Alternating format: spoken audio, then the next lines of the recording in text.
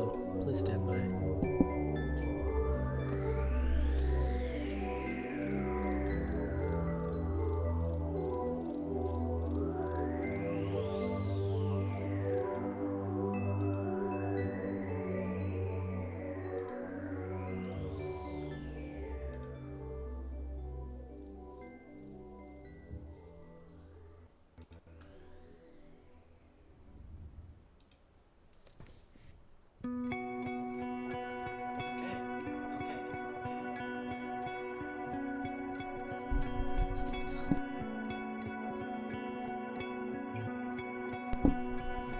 Now the mic should be good.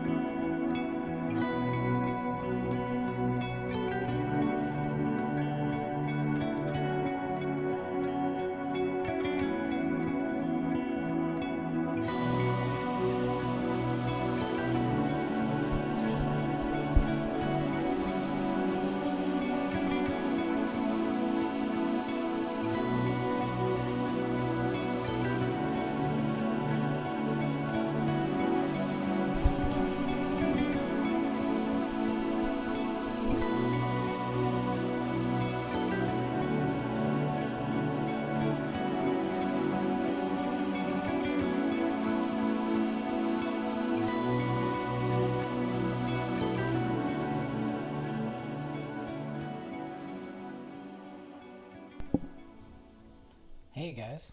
I'm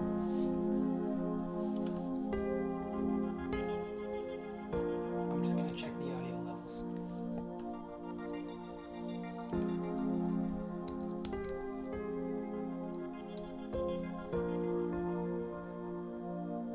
How's everyone doing today?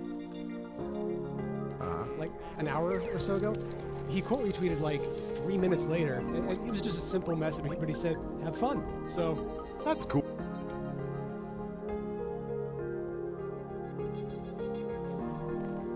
Hey Zach, can you hear me?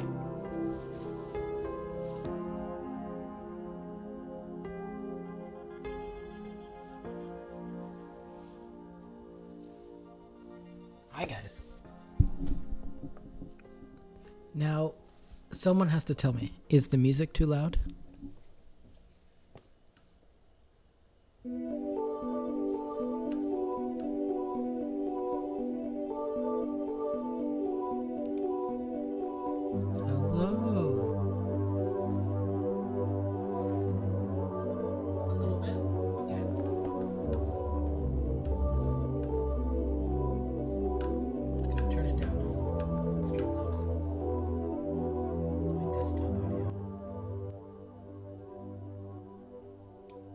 How's that? Is that a little better? I know it's hard to hear until I do the ASMR in the mic look.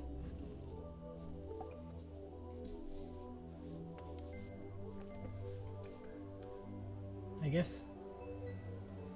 I suppose I can remove the be right back.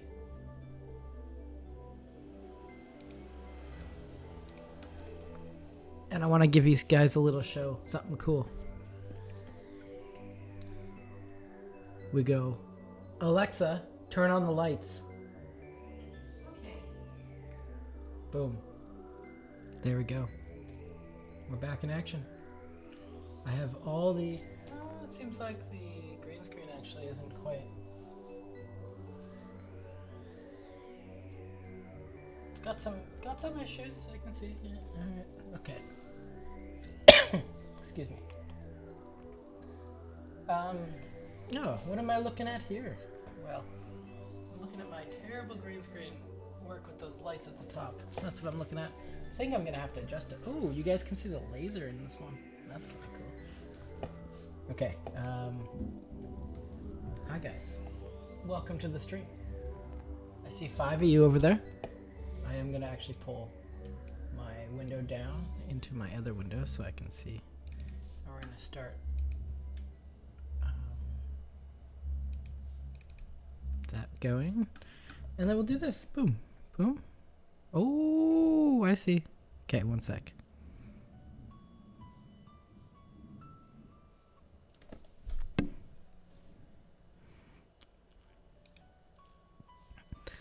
I'm gonna have to make another one, and even another one, so that I can screen capture. Yeah, so I can screen capture with my desktop as well. Boom. I guess. Oh, okay, okay. We can do that. That works pretty good. We got some cool graphics. All right, that's just me. I bring this up and over here.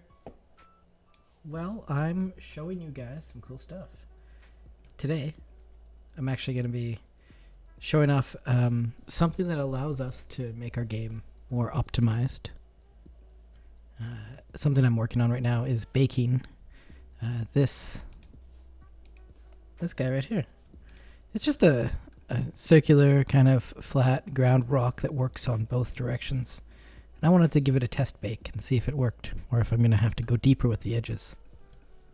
You can see here, Blender doesn't show it off as well, but this is how we're doing the texturing on our rocks. Oh, I just asked Danny, how is my audio levels? And he said great.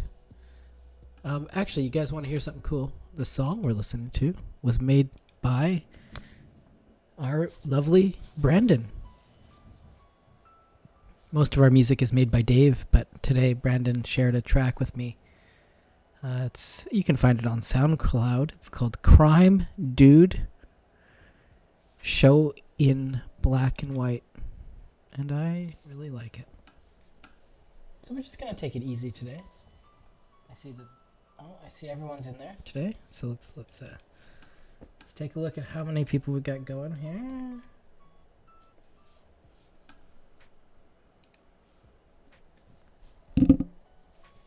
6 viewers. Hi. It's probably everyone from Quantum and Moonland, but I still say hi. We got Catalina. Hi, Catalina. Arslan. Nice. And Zach. Nice. And MJ. Nice. All right, you guys. We're all here. Is this MJ the same Maria I was talking to yesterday? Or is this a different one? Because I got something special we planned yesterday.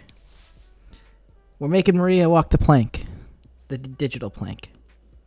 Our lovely marketing team has given me a good source of content today to share with you guys. We're going to do some question and answers. And some top 10s. As well as show off Moonland and really just chill on this Friday morning.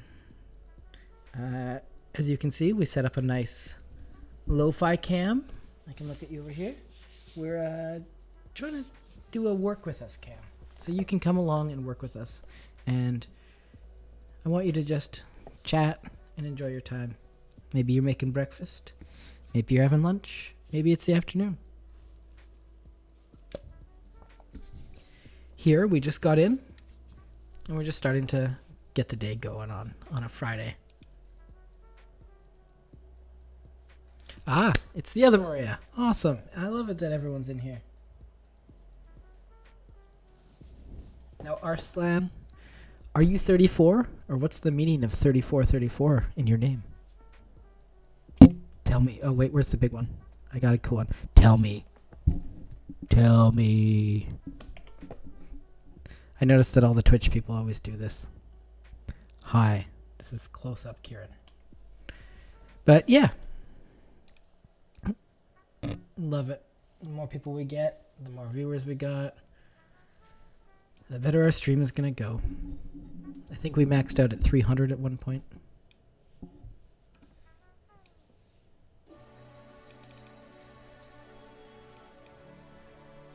So I'm still just getting set up today. I actually wish I had another monitor. I know, that's crazy. I have way too many monitors. Oh, hey. Maria, nice. 2037. That's the year the world, I don't know, explodes. I'll just put you guys over here. That'll be good.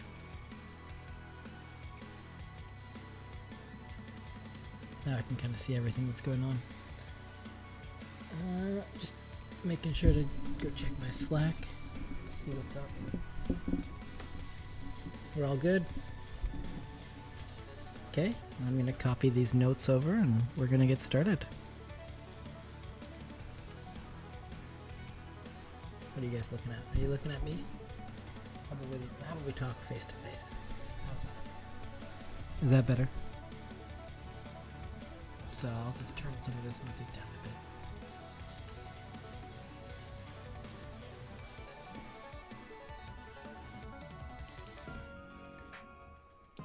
Which one was that? I think I gotta remove that one.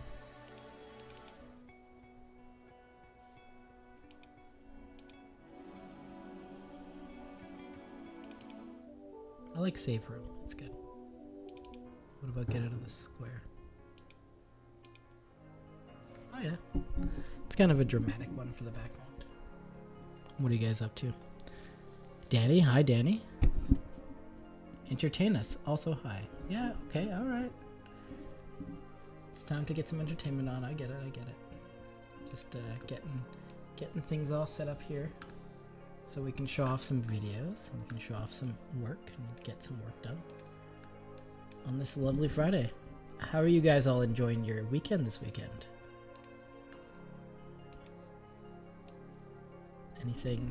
Getting up to anything fun?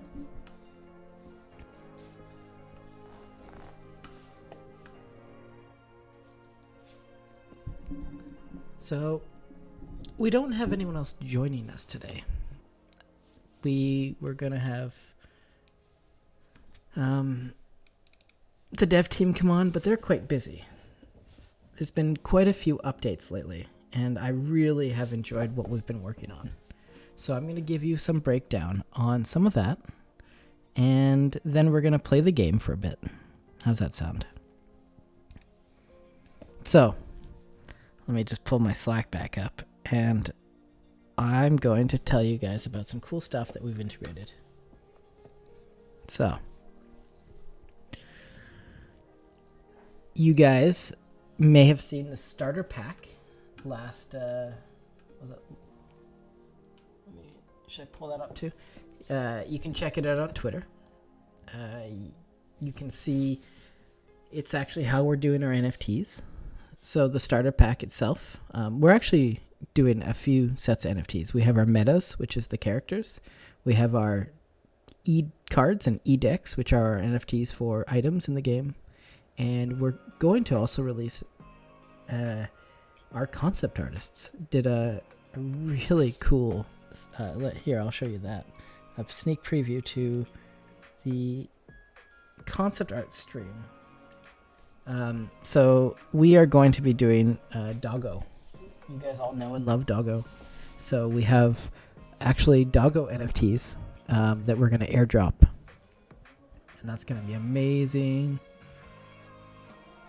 Hey, 8 people. How are you guys all doing? Today we're going to be talking about a couple things.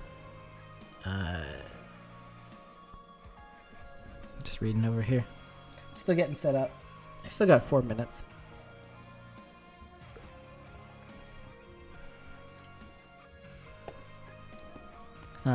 We're going to talk about all the new bugs in the game. I'll go fly over and show them off. And actually, I'll just play the game while I show you guys this stuff. And just maybe if Brandon or Alicia, I'm going to send you a message on Facebook right now. Maybe you guys can get in and play the game as well. We'll all sync up.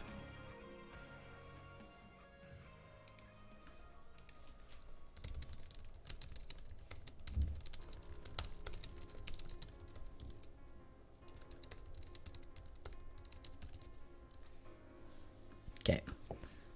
We're all syncing up. We're gonna get a couple people in. Okay. Let's start off with something cool. So you guys all know I'm a game developer, and I've been working in games for quite a long time. About since 2005, 2006. So I've worked at many other studios. I spent the majority of my time at EA Canada, EA Burnaby at the time, and Electronic Arts, and learned a lot about the corporate side of games and the optimization side of games. But today we're going to do the top 10 tips on becoming a game designer or game developer. For most of my career, I was an artist, and that led me in certain pathways. But let's start them off. I'm just going to get these out of the way first so we can get into some of the nitty gritty and play the game. Number 1, don't become a game developer. That's what a lot of people say. A lot of people say it's too hard, you won't get in. It's like a lot of things in life. If you are determined and you have a passion for something and you believe you know the right way to go, you'll find a way to do it. I mean, for me, in Canada, we can get student loans. So a lot of people, including some of my family, said, why don't you just apply for a job locally, work your way up? Eventually you'll be making good money in whatever career is local. It's kind of a throwaway one, because when I say number 1 is don't, I really mean is if you are deterred by that, then it's probably not for you. But if that doesn't even shake you, then you should probably give it a try. I know lots of people go to school to become to work in games or movies or visual effects or anything, and they realize it's a lot harder than they thought. But it's really rewarding. Number 2, be open to criticism. You are always, even I think Notch, was it Notch? No, Notch is from Minecraft. The guy that made the game where it's like an indie game where the whole screen flips and rotates in the indie game movie. He's a good example of someone who wasn't open to criticism and ended up canceling his second game, and it's quite a good story. But you really, especially if you're an artist, but even if you're a programmer, you're working with lots of talented people and lots of new people. You're always going to be working with people with opinions that matter and people with opinions that just want to share their opinions. But you got to be open to criticism for all of them, constructive or direct. It's just, that's why I put it at number 2, almost number 1. But number 2, definitely it's like the most important thing, especially as an artist, is you have to be open to changing your work, not sticking with what you think is final, but going with what everyone else agrees with. Okay, number 3 on the top 10 tips to becoming a game developer. Work hard. I remember a lot of people in school would go home early. Our lab was open 24 hours a day. It's hard when you're working part-time jobs and all that kind of stuff, but you have to, I guess there's a lot. Cyberpunk is a good example. Cyberpunk 2077 said that they did not pull almost any OT. Our team went to GDC and we got to hear them talk about that. And, well, an end result. One of the big things that I find funny is that you always are going to have a crunch time. It's almost in human nature. Some things get left over and over and over until the end, and then you got to pull a couple all-nighters. I know when I worked at EA, they had the big situation in the States where I think it was some wives actually sued the company because their husbands were worked too much doing OT. And I saw a few relationships be split apart because you put your passion into something, even if it's something you may not have invented, but you're working on a team, on a product that is almost so close to being finished that you really you got to have that determination to get that job, your task, and find other tasks to get done especially in game development, especially if you have a small team. And I will say that our team works very hard. There's only 3 of us developers, 2 concept artists, and then I'd say Danny is the fire extinguisher, putting out, making sure everything works when everything breaks. I'm still impressed at the speed we got our Perfor server and our game server, and now we have a login server. That was Danny actually did the research to find PlayFab, and I know. A lot of people are like, oh, PlayFab. Well, it's the best solution, guys. So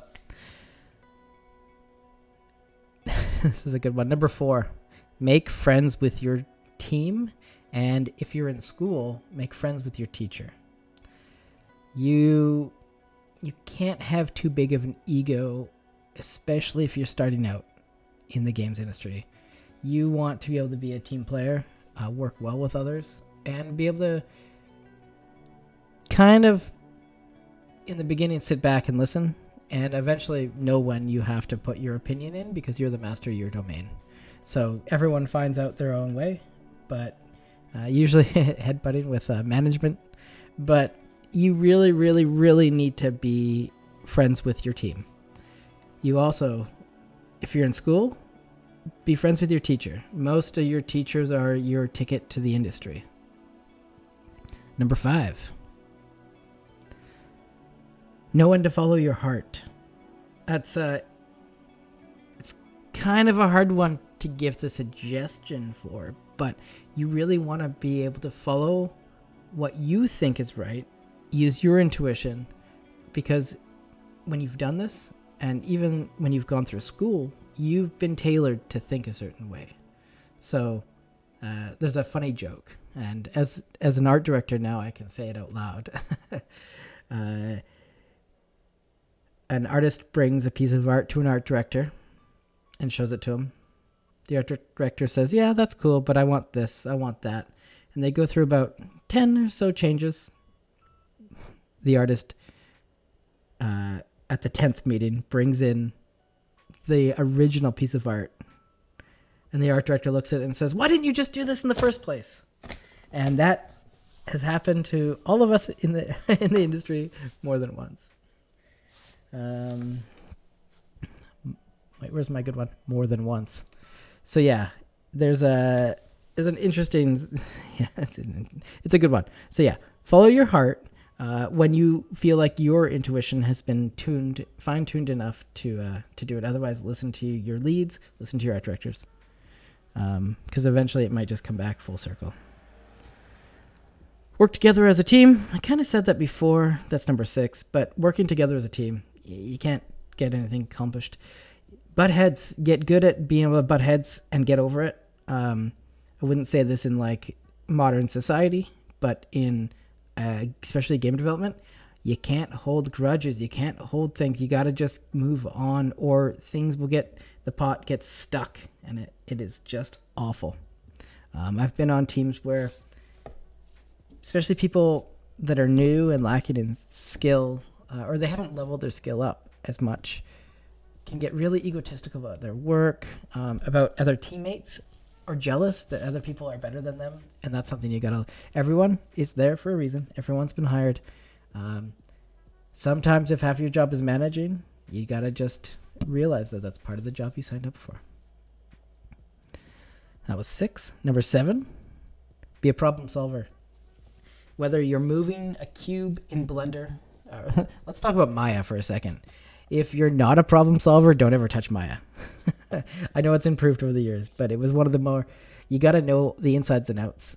Some of the 3D programs or game engines like Unreal or Unity have multiple ways of doing the same thing. Some are more optimized, some are not. Sometimes you don't need to use an optimized method if you want something to look beautiful in a cutscene and there's no gameplay. So you got to know when to use the right skill set. Like if you're doing commercials, or movies, the back of the set is always duct tape and plywood. Like, that's a metaphor for the backs are always just not concentrated on. Don't put the work where it doesn't need to be done. And that's problem solving thinking.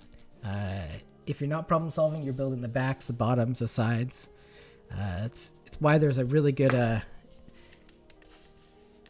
tip for when you're building out your levels. We used to do this a lot, and I do this today personally. I block in my level, and then I light it. And then I only texture and add detail really where the lighting is going to be showing the most detail. So if it's in a dark zone, I'll use flatter, lower res concrete. I'll use other things like that really you're never going to notice. People run by it, especially in a single player game. Anyway, I'll move on. That was number 7. Be a problem solver. Figure things out. That's the number one way to get forward, especially if you want to be a programmer or a tech artist or even a lead in development. Number 8. You don't have to play games. I know. It sounds very bizarre, but I have met many game developers that don't play games. There are some like lighting artists in particular. I'll call you guys all out. I was one for years. They're artistic in nature and they know how to make things look pretty, but a lot of them don't even know how to model, like 3D model, and they don't need to. They just need to know how to make things look pretty. When it comes to light map UVs, though, that's a different question.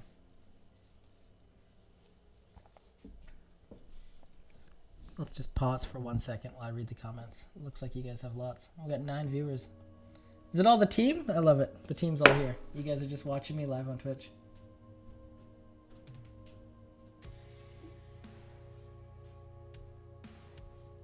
I'd love a 50-pound CRT, 150-pound CRT.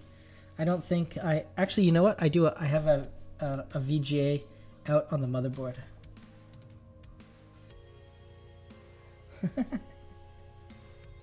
Our team is the best. I love you guys.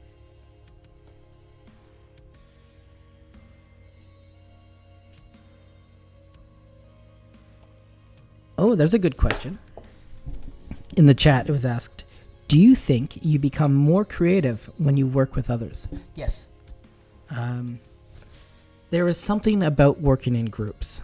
I know that there's some kind of woo-woo studies done with like MRIs and getting people to solve problems. I think that needs to be studied a lot more. But there's something about just 2 people in a room. It's like you got 2.25 people there. There's even like, humans have sayings for things like that.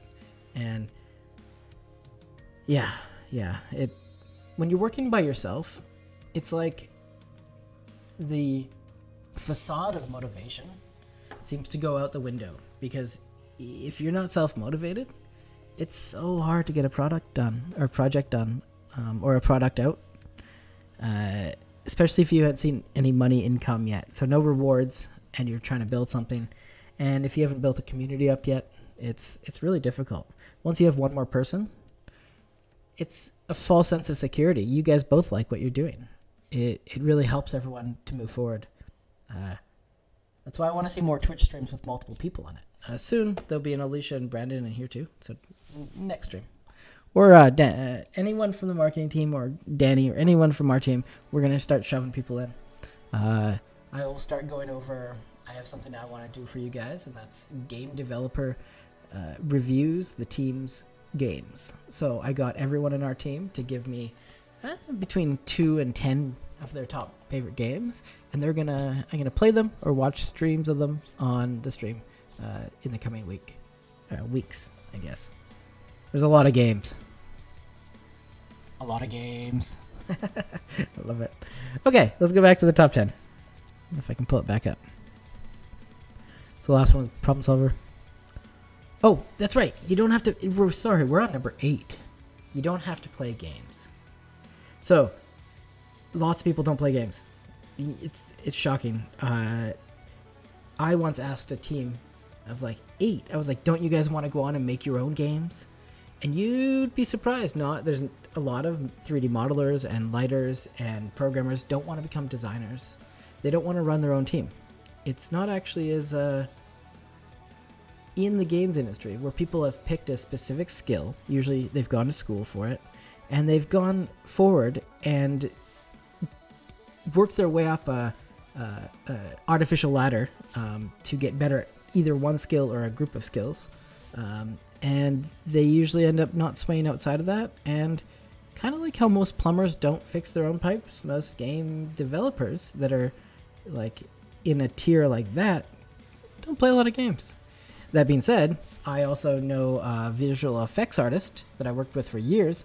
Hey Tom, if you're out there, I miss you, man. Our chats at work were awesome.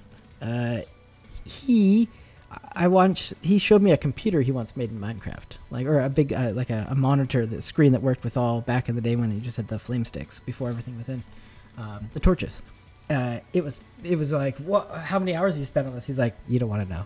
So there's a varying degree, but you don't have to like games to make games. So let's go number 9. Try more than one thing to find out what fits best for you. I think when I was younger, I was fascinated by when you'd pour milk into your coffee and they'd combine together.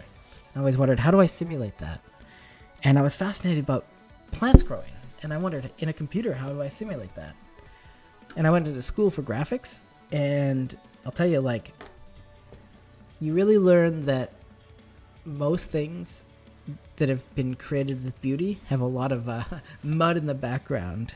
You learn that there's so much more going on behind the scenes when it comes to especially video games. Just getting a character to move across the screen in 3 dimensions is intense. So one thing you can do is you can experiment. A lot of schools have foundation years, so you can take a foundation year. It allows you to take a bunch of different courses. Sometimes you can, when you get in the industry, you can apply for jobs that you took school for, but once you get in, you can ask if you can try out other jobs. A lot of companies will let you, if you have a passion for it, why not?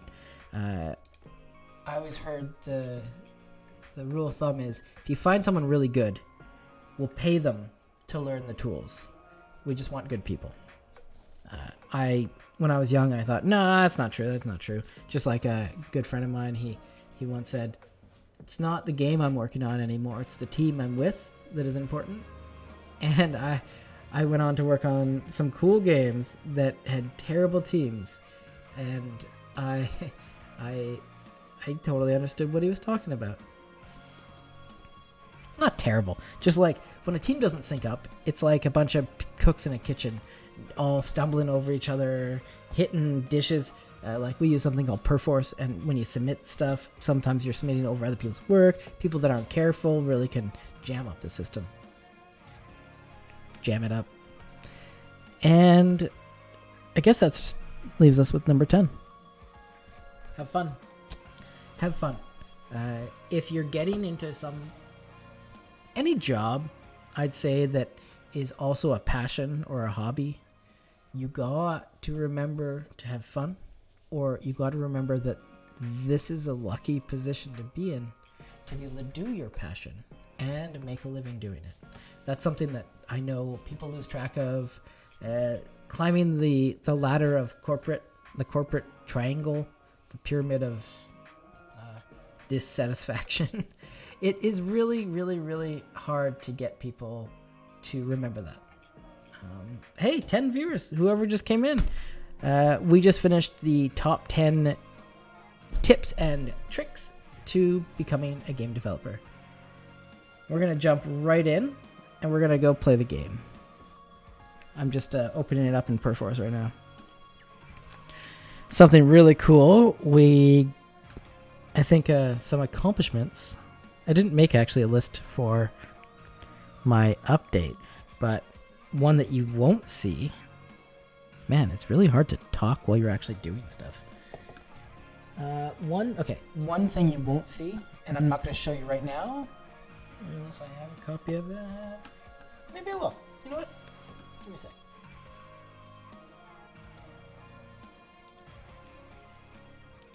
Just gotta find it in my downloads folder, and I'll pop it up for you guys. And that's it. No, I gotta download it from Slack. It'll be cool. I promise.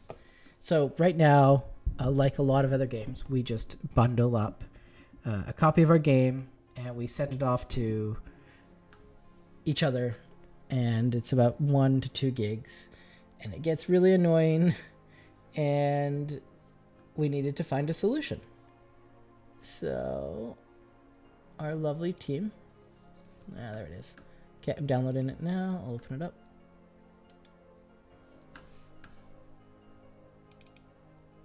I'll just pull it up on the big screen.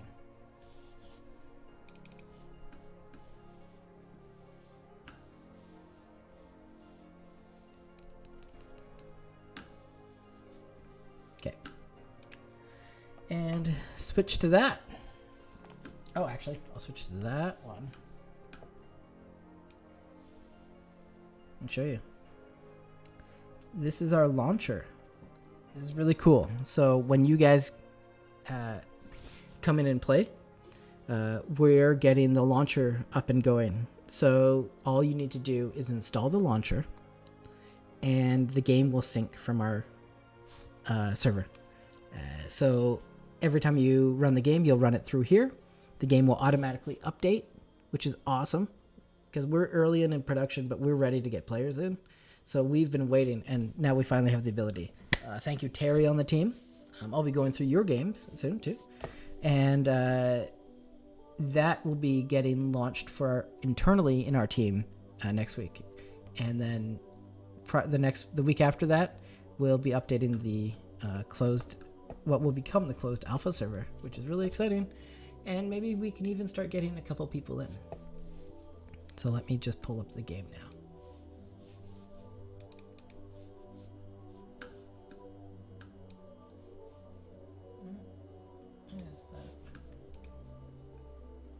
Just disregard the rocks. Yeah, I'll go ahead and pause the music. Because we got our game music, guys. We got the game music. Which it'll be changing eventually. Okay. Is that good? It cuts it off a bit. That's fine.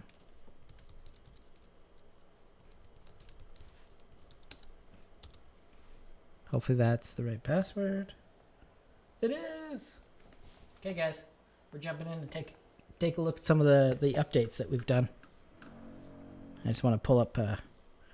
Just give me a sec. I'm gonna pull up Maria's update list, and I'll go over that with you guys. I need this in like a text document instead of in Slack. All right.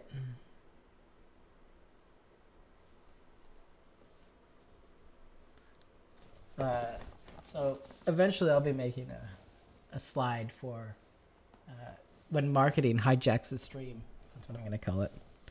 And then we'll throw one of the marketing people off a plank in the game. For now, we're just going to play. Who should I play as? I'm going to play as Saul. For now. Oh, hey, look, there's already someone in here. I wonder who's playing. It's probably Brandon or Alicia. Alright. Let me go get the jetpack. So, I'll just let it spin here for a second. So, Moonland's been updated. We've done some graphical updates. We've added all the characters in. I don't know if everyone has seen this. I'm just reading the comments over here.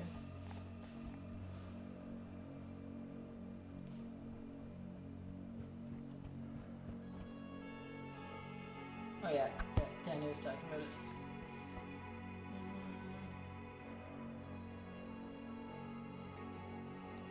You should do your job with passion always. Thanks, Zach. Yeah, I agree.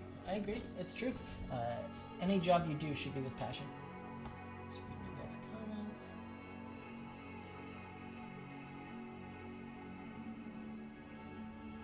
Yeah, it is easy to forget how lucky you are. How we all are. When you're making a game, it's quite an awesome thing to be a part of. Not a lot of people these days get to be part of a big team. Alright, cool. Yeah, you guys are awesome. Oh, Catalina wanted me to be Jesse. Okay, fine. Here. Jesse it is! Okay, do I still have my jetpack? No, I gotta go re-get it. So, I was talking to Maria the other day, and there's some she called them subheadings. So, there's some topics that we're gonna talk about while I run around Moonland.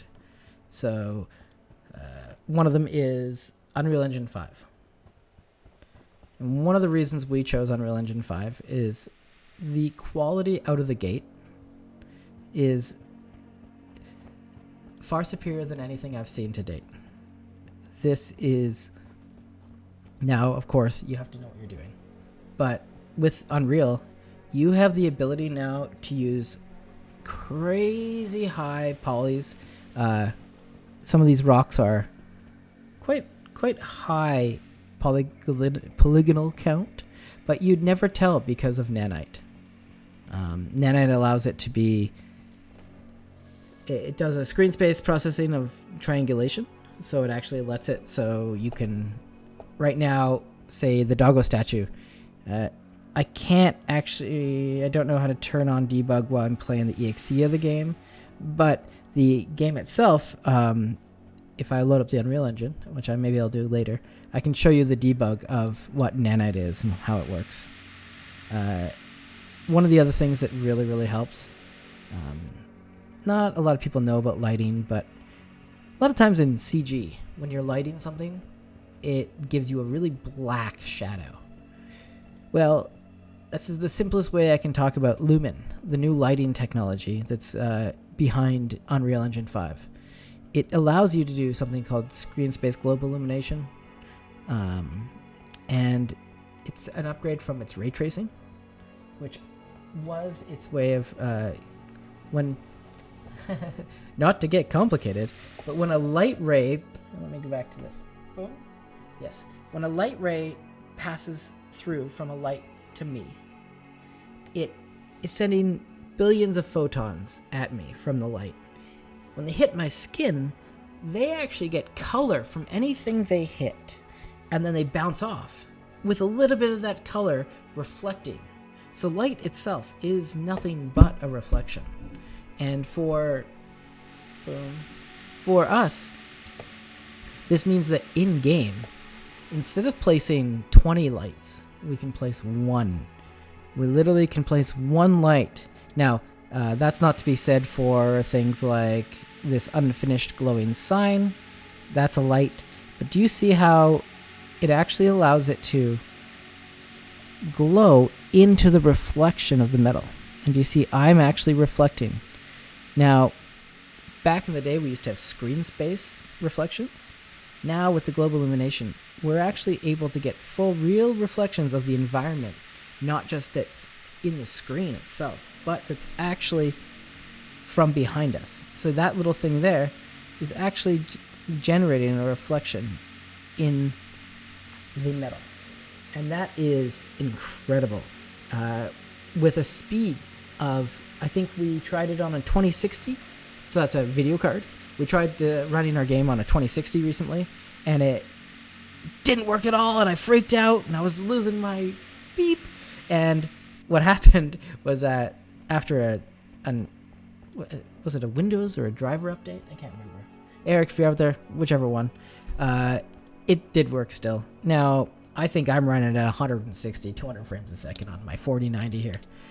But I think he still got a good 30 to 60. So, again, we're a smaller team, and we wanted to use tools that allowed us to grow big, grow fast, build out our ideas quickly, and also with minimal bugs. So we've done a siloed development that has worked really well. And you're actually seeing someone else play right now. Do they have a name above their head? I don't think the names have probably been initiated yet. Let's go find them. So I'm chasing them. Oh, who is it?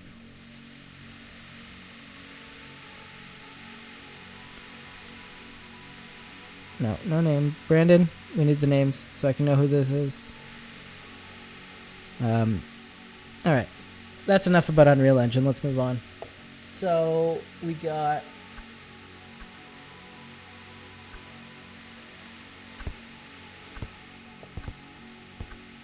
Oh, yeah. Okay, so I'll do the history part. Unreal 5 comes from Unreal. It comes from Unreal 1, which was... You guys can find the date when it was out there. I still remember playing... I think I got... On PC Gamer Magazine, I got a copy of the Unreal 1 and installed it on Windows 95, would it have been? Or was it 98? Anyway, it was incredible. You're in a crashed ship. It was like they had a single-player mode. It was really fun. And I had no idea that one day I'd be using the Unreal Engine to build games. That was before I left home. Oh, someone keeps killing me. Alright, that's it. Oh, they're just gonna stand there and take it? Okay, fine. Just give me the satisfaction.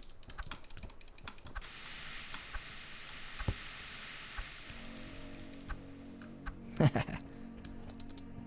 I'm just gonna hover over here and talk while I'll look this way so that I can... Yeah, there we go. We'll just hover. Okay, so yeah, the history of the Unreal Engine is that Unreal Engine 3 was awful, but it was beautiful. It was what Gears of War was made in. Unreal Engine 2, if we go back, it was what Lineage 2, that game was originally built in. Maybe it might even have been Unreal Engine 1, but I think it was 2X.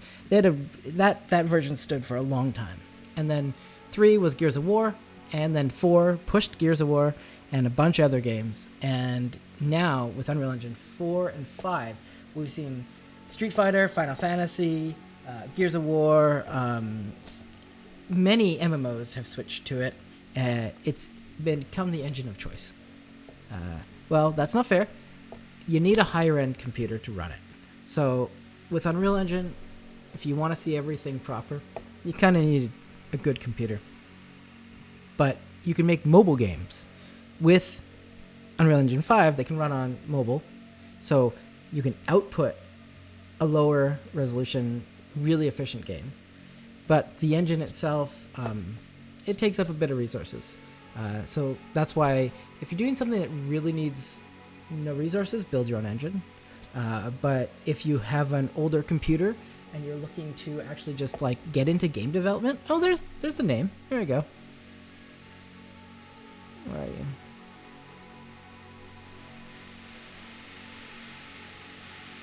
Oh, it's Danny. I mean, sorry, it's not Kieran. Anyway, if you're getting into game development and you have a computer that's not super fast, like maybe you have a mobile, mobile video cards aren't that great. Maybe you have a 10 series video card. Well, get Unity and start practicing. Our main dev, Brandon, will attest to this. And he's made the switch to Unreal, but he loves Unity. He's worked in it for years. He really, I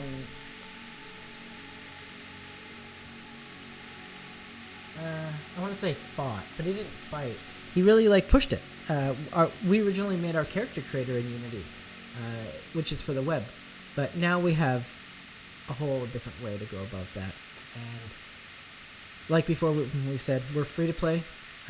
So we'll be getting people in even before we build up the world to start testing and jumping in, breaking our stuff so we can make it better for you guys. All right. More stuff about Unreal. We have a question. What's so cool about it? Nothing. It makes my computer run really hot. There's nothing cool about Unreal. It's hot.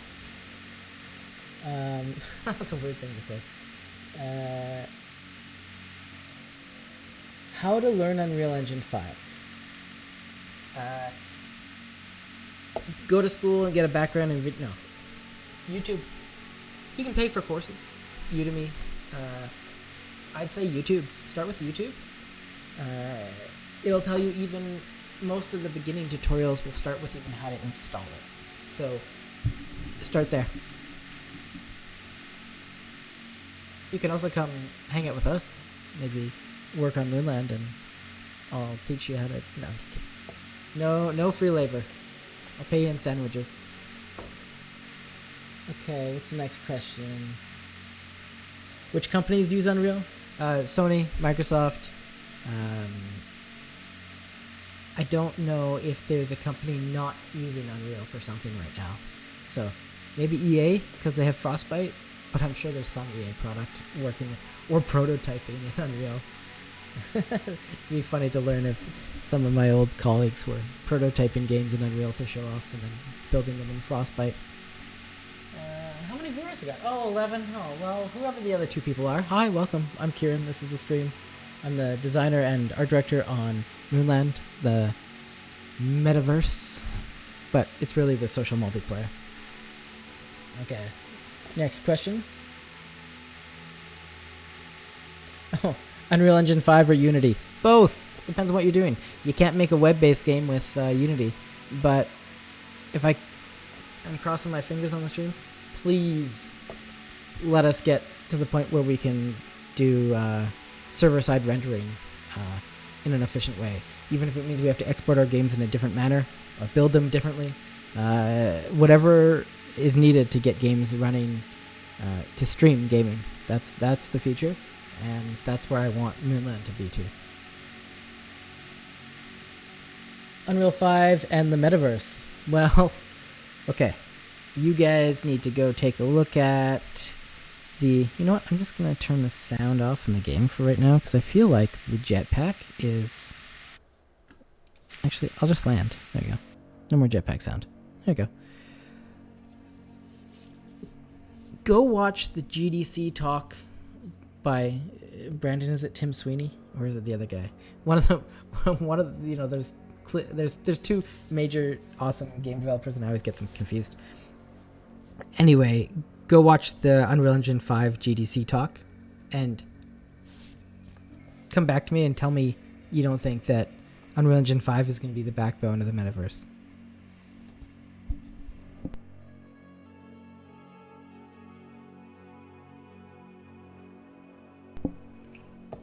Alright, I think there's only a couple more questions now. Building Moonland on Unreal Engine 5. Okay, well, that's a good segue. Let's take a look and let's just go fly around a bit. So, as you guys have seen, maybe in the past, but maybe not, this is Moonland. What it is it's a social multiplayer. And you won't initially start here, but right now we have 1, 2, 3, 4, 5, 6, 7 characters. And there's actually 2 more. Alicia has pumped out another robot head. So we'll have another robot. Where's my robot? His name is Norm. Well, I'll play as Norm for right now. We'll have another robot. And then we're also going to have the cat. Oh, no, sorry, the Shibu dog. Yeah, that's the one. And Matt's busy working on a secret character. Top secret character coming in soon. So, looks like I still need to go back and get my jetpack. Being a social multiplayer, Moonland will have... When we do our final launch, we want to have 13 mini games. Right now, our main mini games consist of flying, which we will have time trials. I'm also going to put in some teleporters so that we can just teleport to these mini games. Future Kieran, add that to your list. So right now we have this fun little mini game where you get to fly through some hoops, and it actually gives you points when you get. Eventually, these will be power discs, and it gives you points as well as adds fuel to your character. Oh, I see. In this build, that actually the points aren't working, but let's just ignore that. So I really like this mini game. Moonland itself. We're using Unreal so that we can build something for tomorrow. So we'll have 13 mini games, 28 playable characters. It's gonna be free to play. You'll be able to buy stuff from the in-game shop, and you'll be able to collect items in the game too. Those items will be NFTs, of course. trying to just find a bug. They always seem to hide in this area. Let's land and see if we can find one. So yeah, that sums up most of the stuff for Unreal 5. I ran into a rock. Where are my bug friends? We might have killed them all.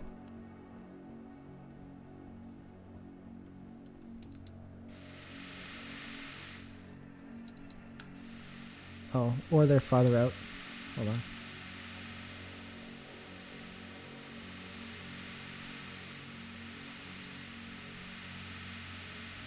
Sometimes the bugs cluster to certain areas.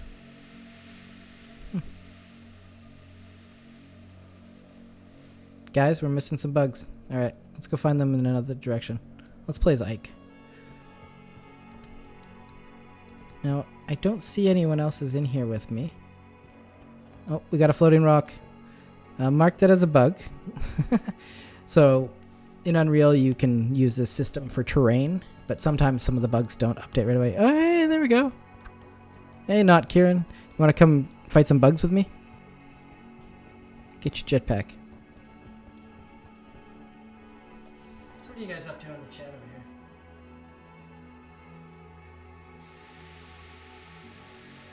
Oh yeah, let's talk about hover mode.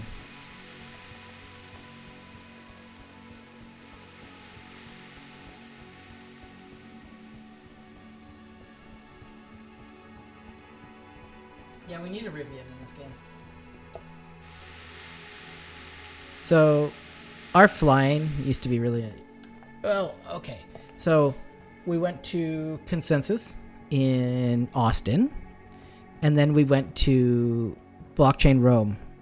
And at both of these, I realized the designs I'd put in for the jetpack, if you'd played Call of Duty, or if you've played...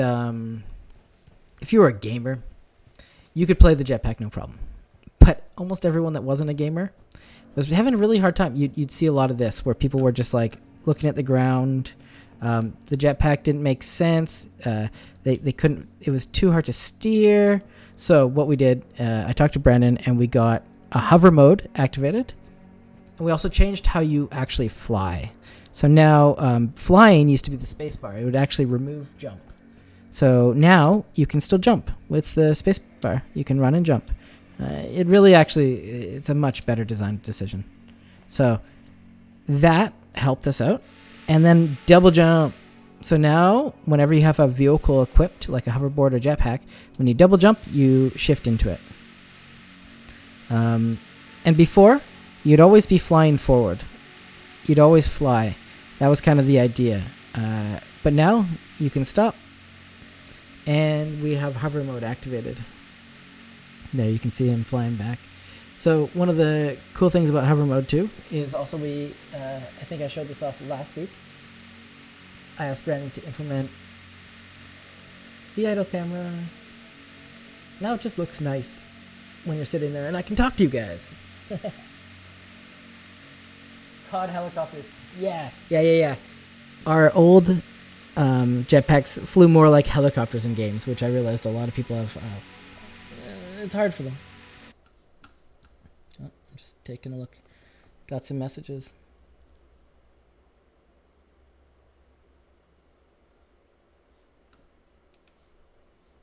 Oh.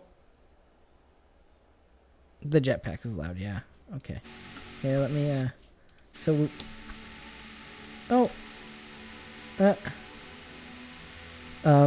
hey, Brandon, I think we found a bug. Record this. Oh wait, no, that's you added the volume switch. Oh, that's perfect. Oh, okay, we'll talk about this later, but let's turn that into just a circle. I think people will get what it means. I got Brandon to implement the mic and,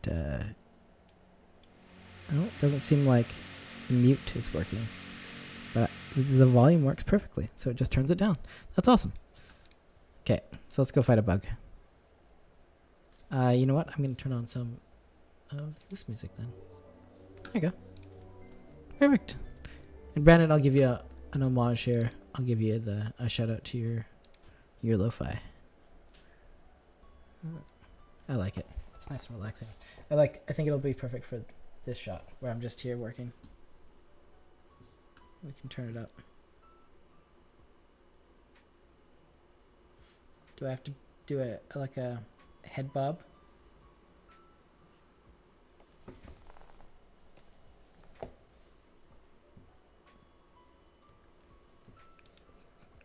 Okay, and we're back to the game.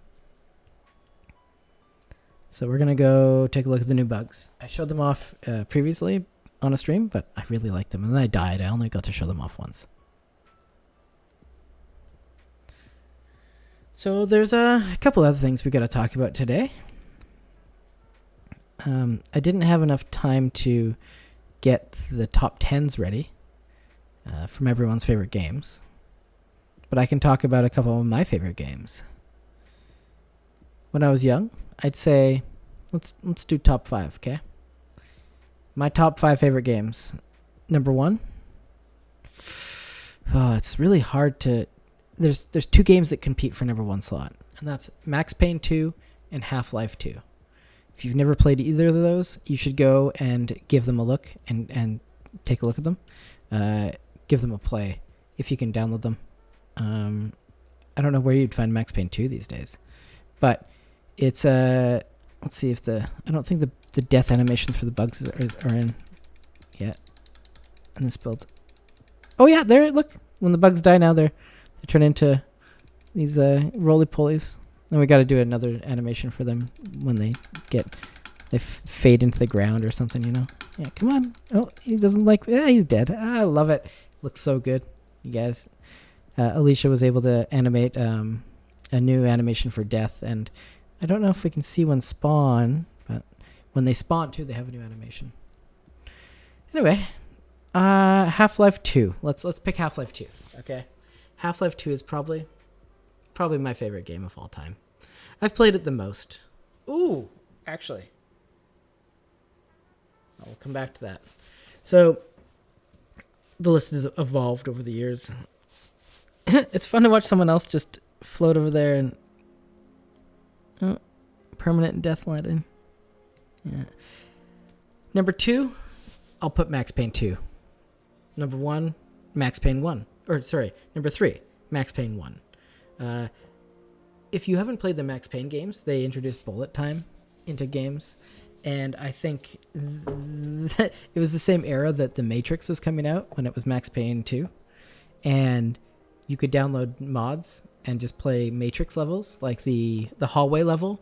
And Max Payne 1 introduced like fully like everything in the game kind of did something. So like when you walked up to a tap, it did something. It would turn on and then turn off. Or you flush a toilet, all the doors and every like locker could be opened, even though there wasn't nothing in most of them.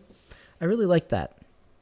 I love the painkillers. That was fun. And Max Payne really introduced the ragdoll system too.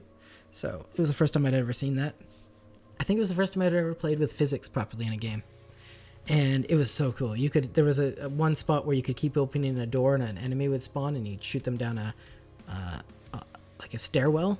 And I'd never seen that kind of physics before. It pulled me in. It was a new thing.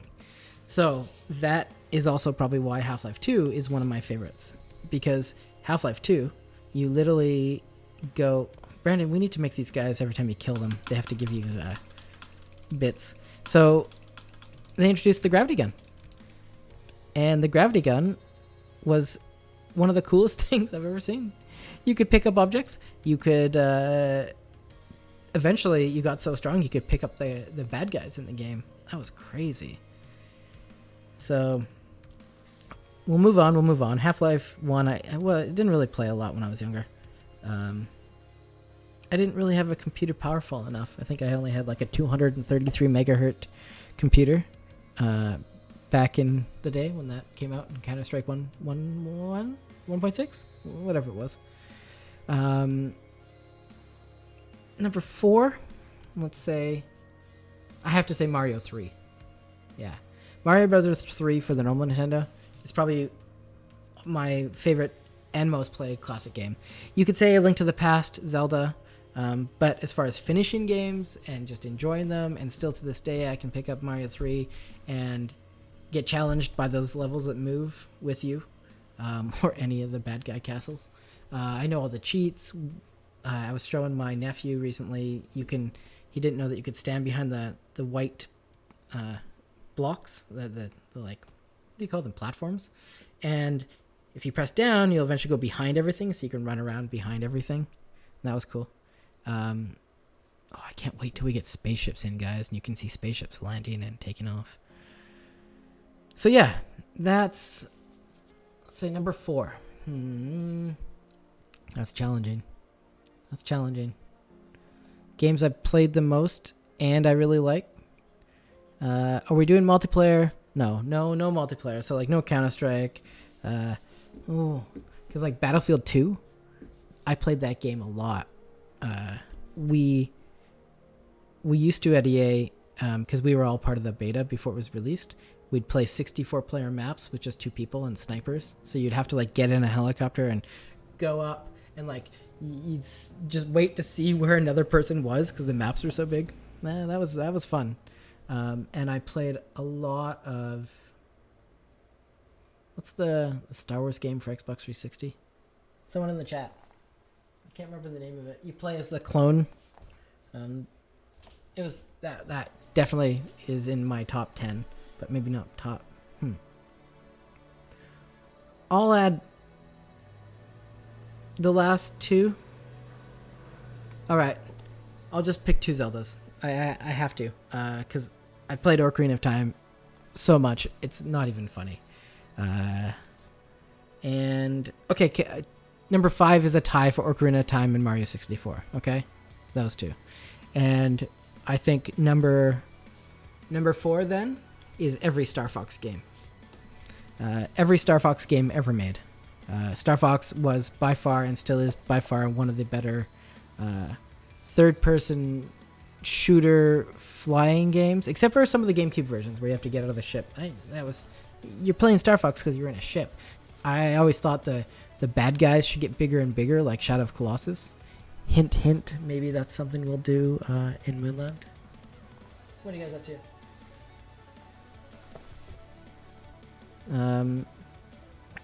Oh, I love these guys.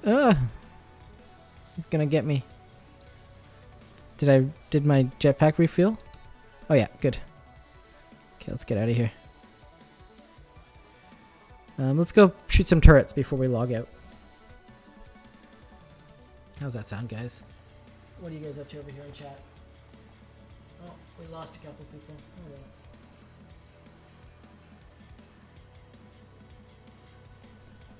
I should do this view when I'm reading the chat. Moon Punch.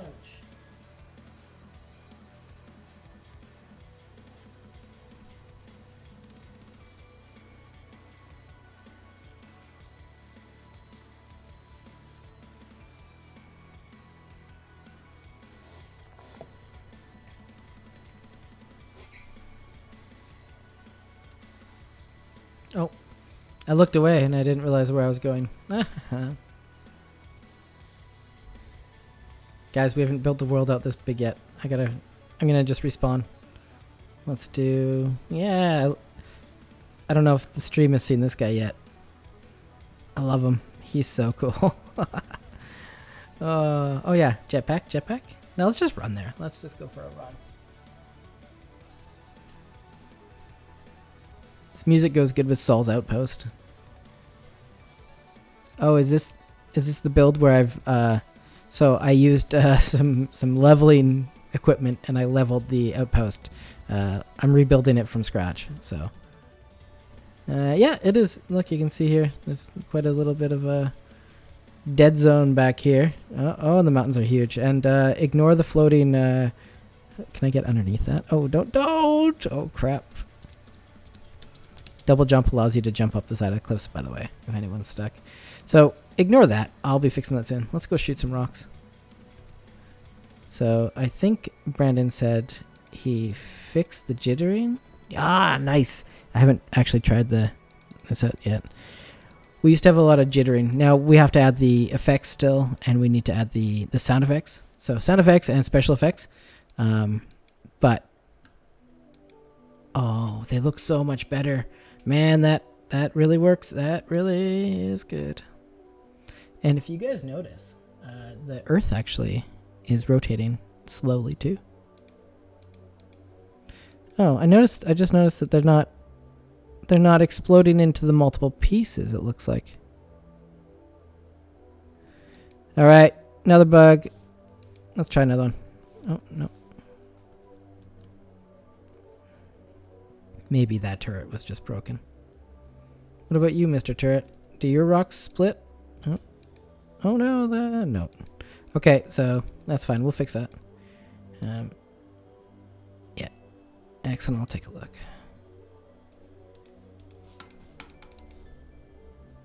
Boom. Oh, boom.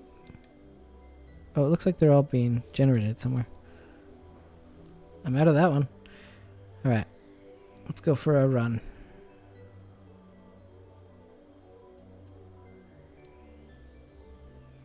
Whoa! Yeah, you really did make them look a lot smoother, man. That's perfect. That's awesome. So if you're just tuning in, this is the Moonland development stream. We're just streaming the game. This is Moonland.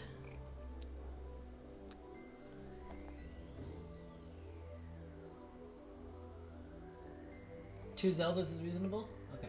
Well, Link to the Past. Link to the Past and Ocarina of Time. Definitely, like, you can't go wrong with either one of those. That's just how it works. Okay. So I'm just gonna exit this and just move it off to somewhere else. Oh. Ignore the errors. Alright. Now I'm gonna move this over here. I just want to be able to see your chat, you know, guys. And we'll do this. Boom. Okay. Give me a sec. So, like I said, we're going to do a little bit of work today. I got to do some development. I just really wanted to bake the rocks and see how they worked. They were working out. So, we'll go back to this scene, and I'm going to hide my screen.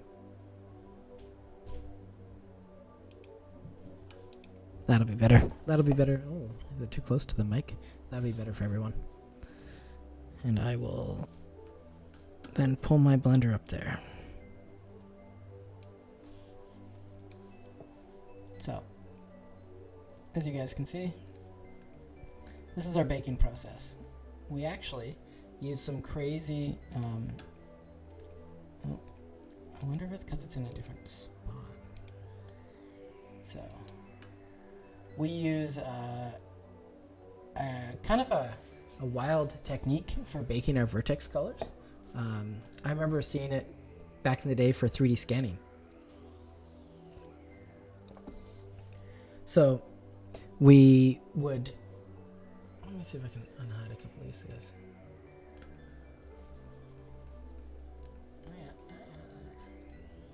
So,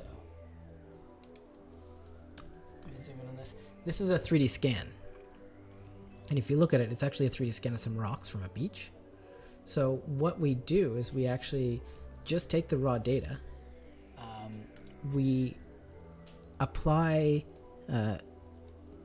the original way the guy was doing it was in Blender, it actually checks for edges.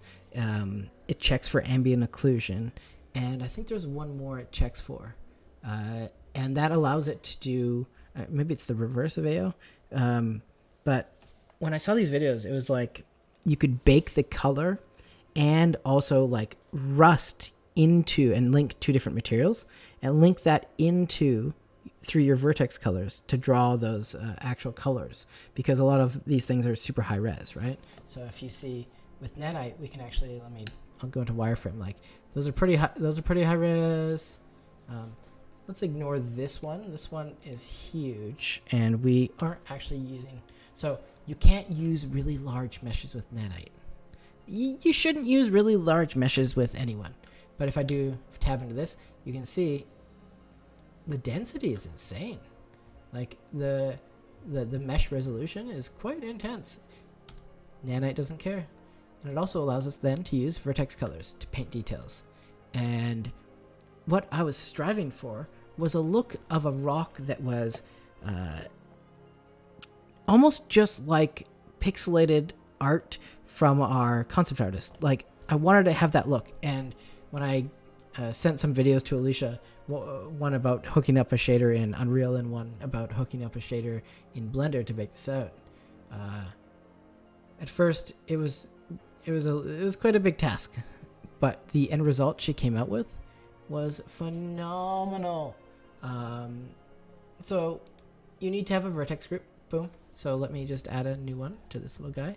This is my own bake scene. I've customized it out of her old scene. I can't see my window over there. Oh, okay. Sorry, the screen is off to the side, so I can't actually see it. So let me just add a color map. And I think we just use default, vertex, and color. Let me just... Why are you not... Oh, there we go. Okay, let me just double check. Your color map is vertex and color, and your color map is... Oh, by face corner and by byte color. So I think that's why these guys were working weird. Let's try first then by... Let's just remove that and add a new one. Blender recently switched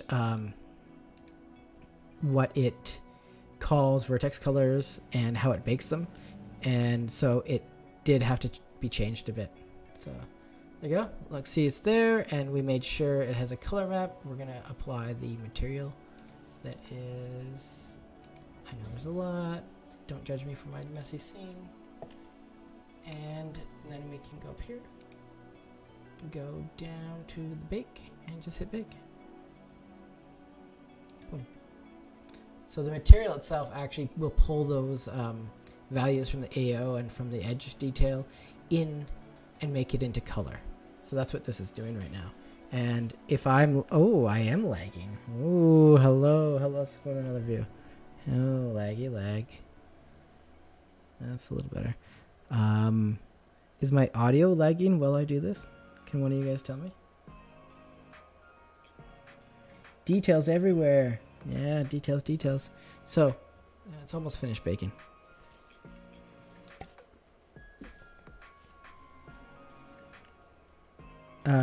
I was lagging because I was processing the data. So now, it actually should have... Oh. It's not done baking. It's gonna take a while. It's because I'm doing so much stuff. It might have actually broke because I'm streaming. We'll come back to this, okay? How's that sound? Yeah? Okay. Oh yeah. I can see that it's having some difficulty. So please stand by. Let's go talk about some other stuff. How about I'll pull up marketing sent me a list of things to talk about. I'll pull up some more. Oh yeah. Okay. Let's make a this or that image while my computer melts. Oh no, it worked. Well, let's go back to it first. So after this, we're gonna do a this or that, and she gave me a bunch of this or that so that I can go through. Okay. Check it out. It worked. Now, don't mind the color. The color is there mainly because... why is it not... Oh, don't tell me I didn't smooth it before. Oh, no. Oh, well. I didn't, so that it gets a little jaggy. But you see, now those details we'll be able to pull out more and exaggerate in Unreal. So that'll be cool. Just gives it a little bit more of a oomph, like a look. And also the shader doesn't use any texture data besides 2 world space textures, which are used on every single one. So they're only ever loaded in memory. If one's in, they're all in. So it actually works really well. And now that we have that, here I'll show you what it actually does. Different. We're gonna lag out here again, but let's see if I can. Of course, I bet you it's gonna lie to me. But no. Yeah, something about this. So right now, you guys are actually have a TV set up as a third or fourth monitor. So let's do another bake. So now that it's bigger, I think you'll actually get the blue. It's just the color. It's about. We really just want to see color difference so that we know that it's just not flat. The color is depending on the scale of the object, and I can probably. Okay, I'm gonna lag out again, but let's just give it a sec.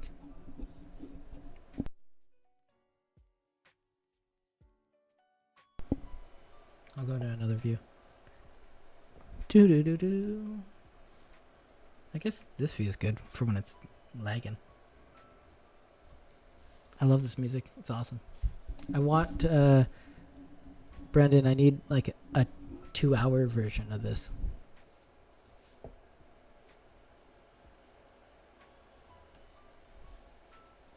Dr. Zach, I love that you're always with us here. Thank you. Turn up the volume a bit. Okay, it's baking the ticker. So yeah, we have a this or that segment coming up after this is done. I just want to see if this works too, because I'm not actually sure. Maybe there's something else I can read off that they can snip it out. I should have like a and snip portion. Someone send me one of those like the movie things. I don't even know what they're called. I know that they put. Oh yeah, see, there you go. Boom. Boom. You see how... Oh no, I lost my mouse. It's a problem with too many. You see how it's a bigger scale and it's actually blue. Oh. It's actually broken! You'd think with 64 gigs of RAM, a 4090, I could run infinite stuff. But some things just take up all the video memory. It's almost like I need 2 computers streaming all the time. There it goes. So you see how it's bigger? A lot of the AO values are just, they're at a different scale, right? So it actually it works a little bit more different. Also, I think just because I scaled it the way I did, I skewed with all the hard edges that I put. But you can see it goes a different color when it's like that. There you go. I should import that one back in. But after we do the this or that, we'll come back and let me just do this one. Let me save the scene and we'll bring this into Unreal and I'll show you the guys that process. Oh, I can't save it because it's locked. I have to check it out from Perforce. Okay, let's just pretend I saved it. Yes, that's a terrible thing to do. Yeah, Danny says I have too many monitors. Danny, I blame your 4K monitor. I'm gonna trade it in for a 32-inch 2.5K. How's that work? Also, we haven't even plugged in the VR headset. This is a serious talk. Turn the music down. Serious talk. I think I want a big screen beyond VR. Yeah, I said it. Big screen beyond VR. That's the future. I've been following them for a while, and I always thought maybe DJI would be the ones that came out with a good headset, like small, nice, and they have them for drones. But for VR, I'm so happy it's from an app. So Big Screen is an app for Oculus, right? And they went ahead and built one of the smallest VR headsets you can buy. They're about $1,000. You need Lighthouse trackers for them because that technology still is one of the best ways to track. And you need your own controllers. So they're more expensive than a Quest. But you give them your description for your glasses. And you can make it so that... also, you 3D scan your face with your phone. And then you can get a custom mold and custom lenses that magnet in and stick on. And it's people have said that they've never experienced the blackness of some games at nighttime like this, because there's no light leaking anywhere around your nose, around anything. So it's kind of expensive for a custom pair of VR goggles, but they're so small. You can't even wear glasses in them. So yeah, I'm excited. I want them.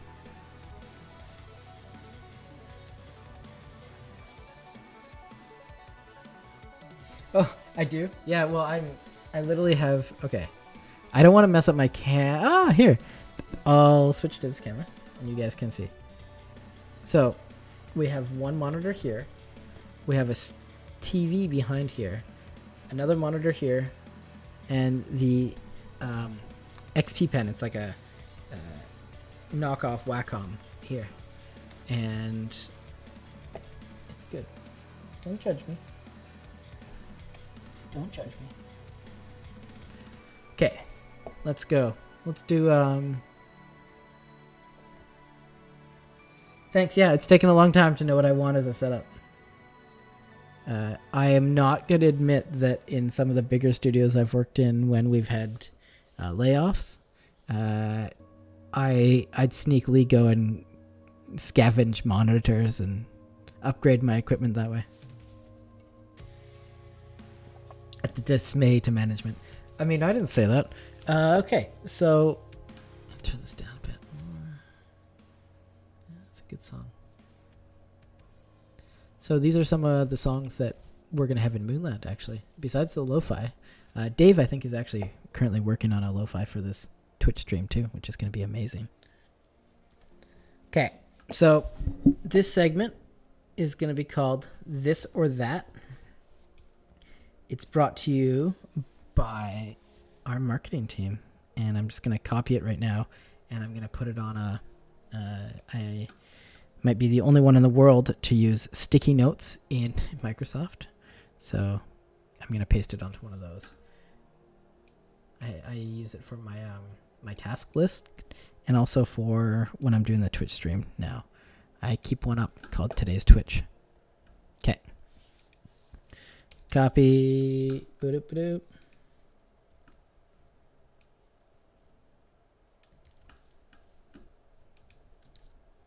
Please stand by.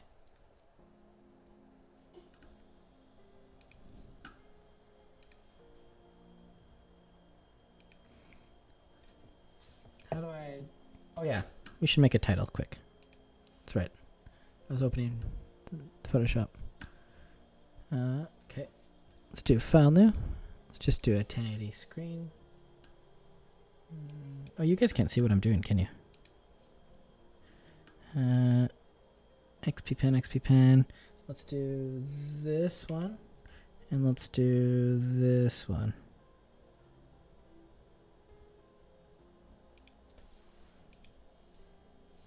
Okay.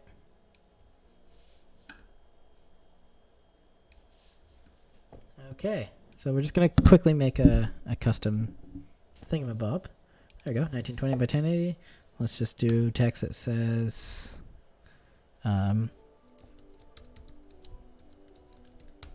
this or that. Let's make the background deleted, and let's do a drop shadow real quick. It's funny, only when I'm streaming do I forget where things are in the programs I'm using. It's like it's a different type of brain to know that you're actively judging. Yeah.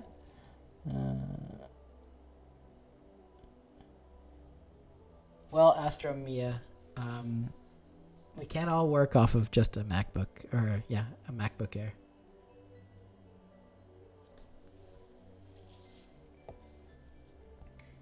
You locked your monitors in your desk. Oh, you did? Oh, that's funny. I'll go take a look after. Okay, let's get back to it. Let's make a drop shadow. Ba-doop-ba-doo. Not that much. Let's pull it back. Just good enough for the stream. And let's capitalize 4. Let's capitalize the whole thing. And let's make it big. How big do you think? Maybe 150? Let's make it 100. That'll be good. And we're gonna put it. Can you guys guess where it's going? Now I'm just estimating here. I'm just guessing, but we're gonna figure this out. Yeah, it's like a bunch of people looking over your shoulder. I don't even know how many people are watching right now. Probably like what? 10? Oh, hi, 10 people watching me use Photoshop. Why don't you tell me some judgments? Tell me what you really think. Okay, let's save this. Save as. And I'm gonna. Let's go up. We have a Twitch folder. Don't look at my folders. They're all my secret stuff. Let's do titles for segments. Boom. And let's do this or that. Segment title. A 1. Boom. Now let's save it as a PS or a PNG. Save as Punch. And I'll copy that one. If you notice I copy my file path a lot, it's because I like to know where I'm going next. So I can just be like, boom, boom, boom. And then it's there, right? And then we got the Twitch stream and I can just be like, whoa, here you go, up here. And then all of a sudden, look at that, it's on the screen. And if I do this, I go, oh, wait, we want to copy it. Copy it from there and actually hide it here. Yeah, no, go away. Oh, you guys can't see what I'm doing here. Okay, let me show you. I'll show you. This screen usually shows this Kira-inception view. And right now we're going to go boom, boom, boom. Oh, no, not why didn't it switch it? This one. And we'll do this. And then... Oh. I don't know why it doesn't show. I'm trying to put it behind the window. Oh, because I have to turn those guys off. No? Just doesn't work here. Fine, we'll just do it on this one.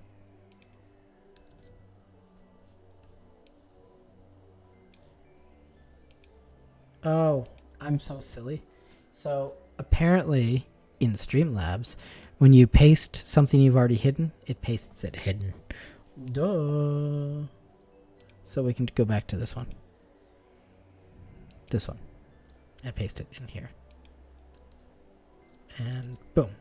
And unhide it because it doesn't need to be hidden. And it can go up here.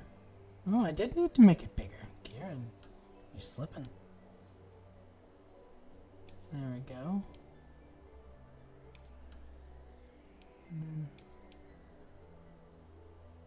Then it's above my head. And if we put it in the window, it can be all cool, like in the window and stuff, you know, guys? Cut out window, so just below that. There you go. This or that. Well, that took too long. Now that it's lackluster. All right, we're just canceling the segment.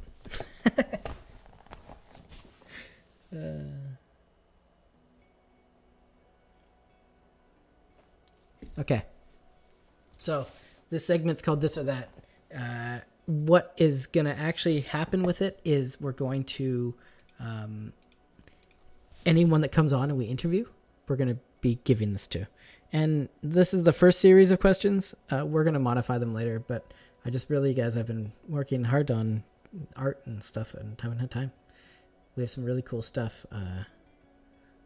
Did I mention Pepe the Frog? He's totally not going to be a character in our game. I wonder who owns the rights to Pepe. Hey, someone in chat, look up who owns... Danny, look up who owns the rights to Pepe. I just realized that there might be some issues. But he's Pepe's older brother, Popo. Wait, that doesn't sound good. Popo the cop. Anyway, we're gonna get to this. Let's do this. Let's do this right. Hello, and welcome to the segment we like to call This or That. And on today's This or That, oh, come on, I totally screwed that up because I didn't get the notes. The notes weren't ready, guys. Okay, one more time. One more time. Boom. Hi, guys. Welcome back to another episode of This or That. Now, this or that, we're going to pick two things, and I'm going to answer the first round, but from here on out, whoever we interview will be answered. This or that, Call of Duty or Battlefield? Modern Warfare 2 or Battlefield 2? Tie. I've already failed. Super Mario or Sonic the Hedgehog? Super Mario. Sonic was always too hard. I had a Sega Game Gear I borrowed from a friend for like a Christmas. And I think I put myself under blankets and just played that thing constantly. The Legend of Zelda or Final Fantasy? Ooh. The Legend of Zelda. Sorry, Rick. Rick's games were Final Fantasy. I'll be reviewing those later. Okay, Fortnite or PUBG? Neither. I don't really. PUBG was too spammy, and Fortnite is too ADHD. I know those are the same things, but neither. I don't play either of those. Overwatch or Team Fortress 2? Team Fortress 2 all the way. Overwatch came too late into the game. It just looks like they're trying to copy everyone. Team Fortress 2. So many studios tried to pull off that style, and Valve always wins. Valve is probably one of the better game studios for getting quality out there. If you haven't played Half-Life Alyx, then you haven't played VR. Next one is Minecraft or Terraria. Minecraft. I think I've been playing Minecraft since it was in its closed alpha. Did you know Minecraft was one of the first games to ever pre-sell an alpha version of it besides MMOs? Notch was a genius. Grand Theft Auto or Red Dead Redemption? Those are made by Rockstar. They're the same game. Sorry, guys. A better one would be I can't even remember the name of it. There's a really good game that's like GTA, but you like smash the city apart and you play as a cop, and you like everything is crazy. And I'd almost always pick that one when I played it, but I never ever bought it.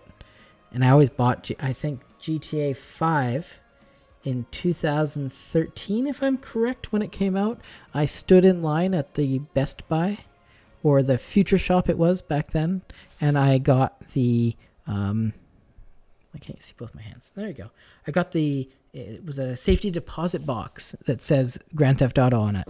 And it came with, I think, a wallet or something else. And the game, of course. It was really worth it. Was it? I don't know. Me back then, it was worth it. Me now, I wouldn't do it. Like I said, game developers don't always play every game. Okay, so to finish this off, Street Fighter or Mortal Kombat? I always enjoyed Mortal Kombat more. Street Fighter is probably the superior game as far as like to the second pixel, like to the millisecond, like, and to the pixel fights can, like, if you watch two people that know how to play Street Fighter, it's the superior game. But to play with your friends, Mortal Kombat. Mass Effect or Elder Scrolls? Different genres, kind of the same. I like both of those. I think it should be more like Oblivion or Skyrim. I sit on this Oblivion side of things. And as far as Mass Effect goes, some of the best games of the Xbox 360 era of games, I'd say. And this has been another episode of This or That. Thanks for tuning in. Fatality. Yeah, it was good. 10 viewers. What do you guys want to watch me do work or something? I do have to find, or tell you, like I've told you before, it's hard to work on a stream. It really is. Okay, so let's go ahead and let's get this guy exported. And I think I'm gonna have to bring him down here and bring this guy over here, so then I can see you guys over there. I'm gonna be looking to the side too much though, aren't I? How do I get my comments just up there? Oh well. Maybe I need a new layout for my monitors, guys. Just gonna switch to the XP pen so you guys can see what I'm doing. Screen capture. Oh, you know what? Hold on. You can watch me do this here. I'm gonna make a new scene, okay? So then I can just switch to it more easily. There we go. Now you see I'm in the zone, and we're gonna just do a new one. So me with desktop, and we're gonna do duplicate it, and we're gonna make me with desktop. Let's say XP pen. And let's make that one permanently this one. And do I have another spot for it on my... Oh, you know what? I've switched my... Yeah, I do. Okay. So, I'm setting up. Okay. If you guys don't have one of these, I'd say this is the handiest thing that I've ever received, ever. It's the Stream Deck. It is so handy, and I've recently been able to set it up so it can do multiple pages, so I can go through and have one for one thing and one for the other. Right now, I guess the Stream Deck review, I love it. I actually have anywhere on the screen, I can instantly grab the RGB values and actual name of any color. Love that. It's a cool function. Just when you're trying to grab colors off the internet. We can switch between all the different scenes here. And then that's awesome. I have a timer just to make sure I'm on time. And then you know your volume and play, and I can also switch between headphones and the desktop speakers with a click of a button. That's probably, out of everything, that's the one that set me off to start using this thing. It wasn't the streaming, but that. But right now I can set it up so now I have empty spots here, and we'll set this up to be in 1 second. Okay, more than 1 second. We'll set it up to be the new XP pen so that I can actually, oh, of course, it wants to remind me later, software update. Okay, so if I do copy, paste, and then we add it in here, and we do XP pen, there we go, and this one is my face. We're gonna switch that, so yeah, okay. And all I have to do is close it, and then I just do this, boom, and it's the XP pen, and now on this one, I can make it so I can get rid of that video capture, or the screen capture for the XP pen. Now it's just this. So now we can, you know, I guess I'm gonna have to make another one for this or that. Okay, we'll make more for the segments. Let's get rid of this or that is right now, because I think we're done with that, right, guys? Are you okay with that? Can I hide it? Can I just click it? Yeah, there you go. Boom, gone. I like the glitchy one. This is also where we'll have one with all three of us, so I can bring in Brandon, Alicia, and Danny, and we can all chat when we're working, and it's quite nice. I don't have the on-air button going though. So now we can switch back to this. Nice, there we go. Well, that's perfect. Now all I have to do is figure out how to also hook that up to switch my windows on my monitors. Is that possible? I don't even know. What are you guys saying? Aw. Thanks, MJ. I know you guys haven't had a lot of time to do hands-on with it lately, but I hope that changes. I hope that gets better. So we were in the process of...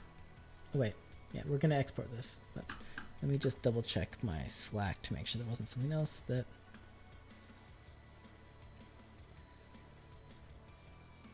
Oh, yeah. We're going to do an anti-hero segment maybe next time. I'll pick out some of the games I really, really have not enjoyed. Particularly, oh, hold on, hold the horses. Let's go back to this.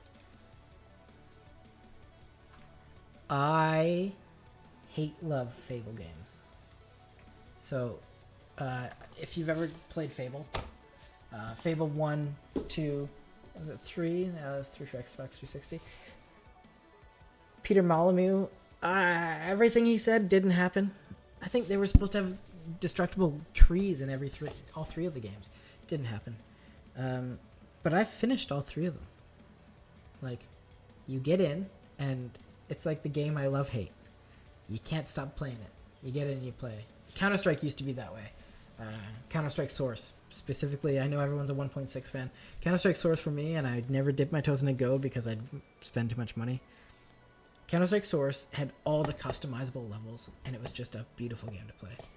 Yeah, I love that game too because you just can't not play it, especially if you have LAN set up. It's just so fun. Okay. What's chat up to? Chat's up to nothing, and we only have 8 people, so let's go ahead and export this back. And I think Alicia said she wasn't able to play the game. She sunk up, so we didn't get in. Let me just double check that.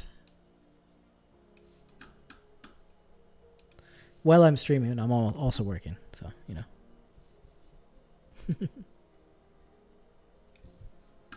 Alright, no updates from anyone.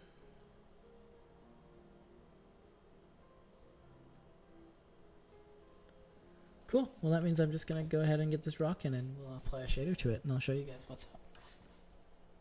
And that means I can go boom, right? Yeah, there you go. And do you guys want this one? Which one do you prefer? I guess this one kind of blocks what I'm doing, but it looks cooler. This one's really is the screen, though. Yeah. We are a development stream. Okay. Let's export it, and we'll submit it to Perforce too, so it goes in. Doesn't break our game. So let's go. Let's just export it into into that folder for now. Since this is a test object, I don't want to put it in the actual dev folder right away, because then, well, it might break something. Okay. And we're gonna call it flat platform rock. No, how about pathway. 01? Because you know we're gonna have to build more. You can't ever have just one of something. I just wanted to bring you guys through the process of bringing. First, I sculpted it on stream, and now I'm taking it and bringing it into the face. Make sure this is all working yet. Okay, good. So you always want to make sure when you're going from Blender to Unreal Engine that you selected objects only. If I was to export every single thing in this, it's huge. I think this is like a 3 gig Blender file now. It's getting a little insane. I have to keep things hidden or it all messes up. So yeah, selected object only, blah. Face, you want to make sure your normals are set to face. And also, if it's just a normal object, I turn off baking. There's no need to go through an extra step. And that's good. I'm going to copy that so that we can import it easily, and boom, it's gone. So let's go ahead and open Perforce so I can make sure I'm synced so I don't overwrite anything Brandon might have been working on. So that'll give me a second here. Sync to dev and mainline. Oh, looks like only 5 files were added.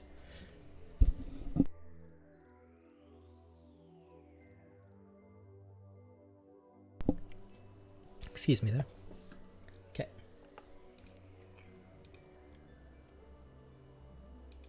I'm gonna be so sad if I can't open the game right now for some reason. Yes, I'm muttering. You better work.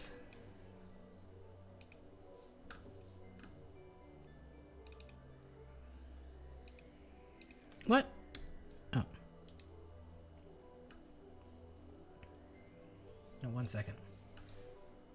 I have to do something. You get this view for a second.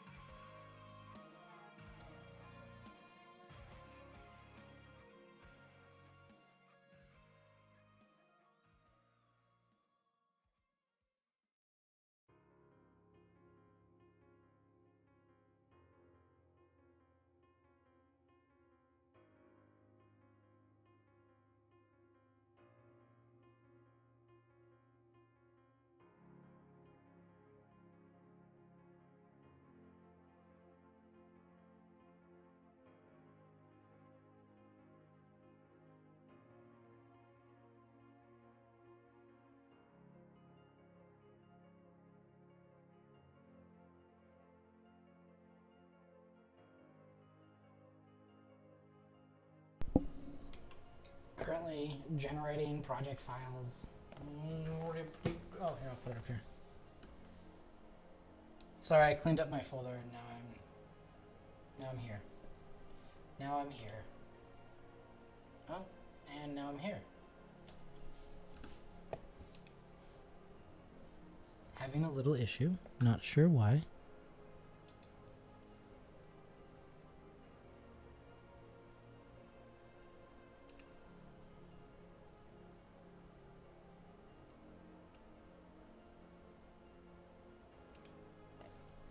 We'll try again.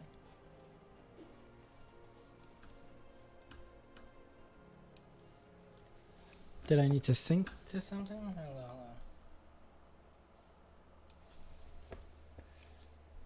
Please stand by.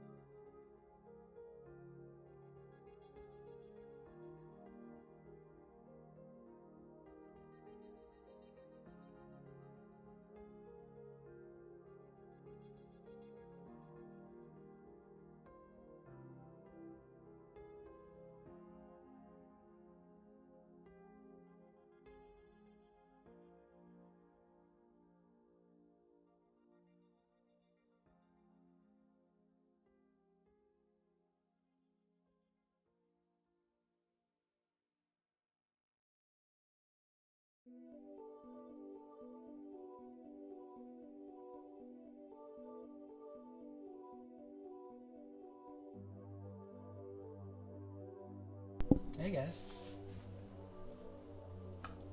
I wonder if anyone's watching. Hi. I'm back. So, last time. Brennan's just sending me something here, but I just wanted to quickly show you that we're going to be inside of Unreal. And we're going to be working on Moonland. This is the dev view of the game. This is how it looks when I'm playing.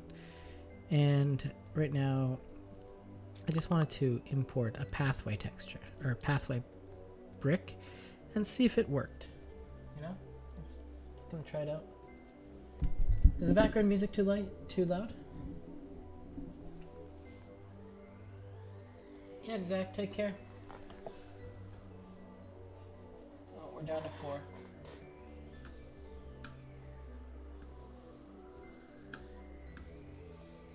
Where'd my mouse go? You know, I have the hardest time finding my mouse. Okay, let's get our content browser open. Let's go find our mesh, and where are my rocks? I think I have a folder actually for rock pathways, because I built a rock pathway before, but I don't really like it. Alright, let's import. And if I still have... Oh, I got too distracted.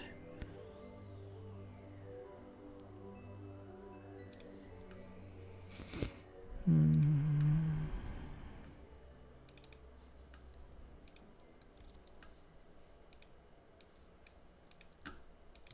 we go. Guess I could have just browsed right here. Flat pathway rock. Open that up. And let's make sure we're generate missing collision. Build nanite. And where's my shaders? Import normals and replace vertex colors. Perfect. And I want to not create a material. I want to not create a material. There we go. Let's just take a look at how this goes.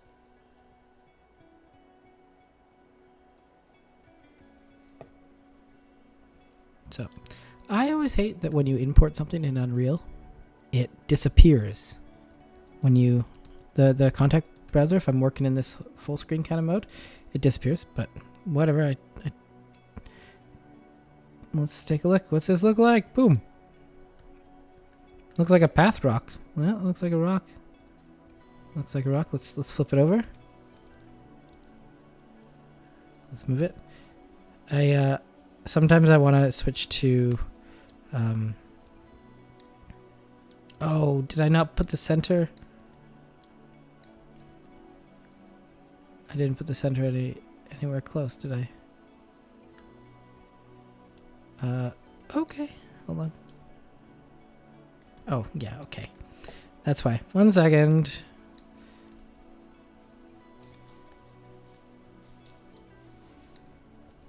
Sometimes going between programs is like a crazy, I wouldn't say nightmare, but it can really pull you out of it. So yeah, I'm just building rocks. It's half of Moonland is building rocks because the moon is rock. I'm also getting hungry, guys.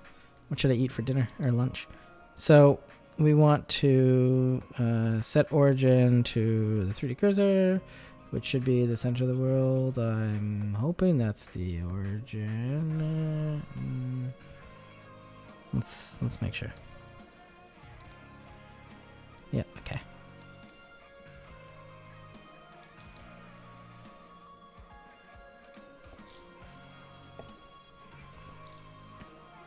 Hey, that didn't work. Java true to origin. There you go. Boom.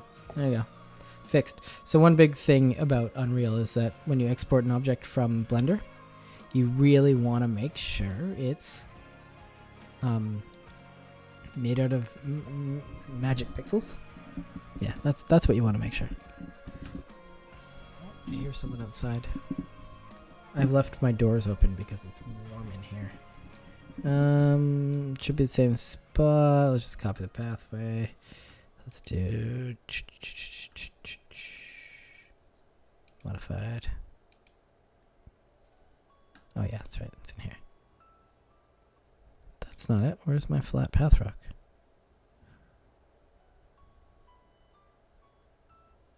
Oh, right there. Boom. It looks kind of like a steak, doesn't it? Now, did I delete it? Oh, I already duplicated it. Bad, Kieran. Bad.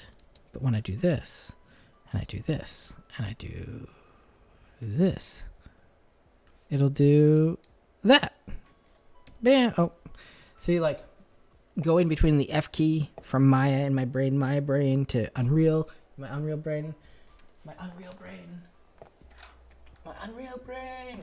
It really just goes back to Blender, and it's the period key that centers a thing. I tried switching to the F key. I tried using the classic controls, but there's some things you can't access, like all the controls for using the cursor. The cursor in Blender is the whole point. Why would you? Yeah, you got to use it. Anyway, we're back. Here we go. Let's do this, and then let's also do this. Where I can, let's just let it do its thing. I know. I don't have snapping on. My bad. Okay, but let's now go here. Let's apply a material. Mass rock. Master. Let's see what's on.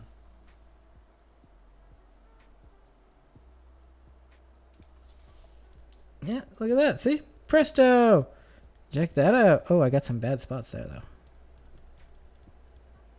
There's always going to be something. There's always. Let's just save this and see what it looks like in the game. Excuse me. Boom. Look, see? 2 different rocks for pathways. And that's how we do it. And do you see that look you get? It's just such a nice look. Okay, I think Brandon sent me the code.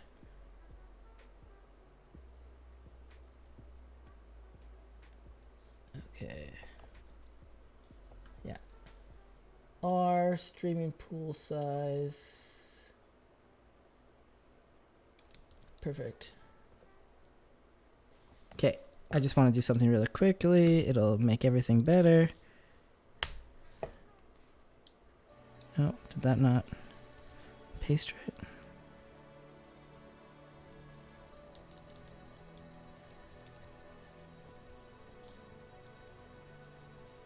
Why didn't that work?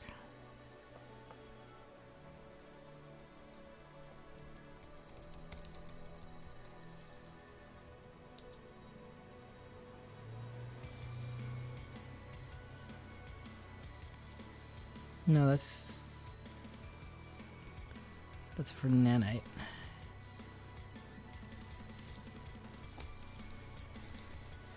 R dot streaming pool. Oh, I did. That's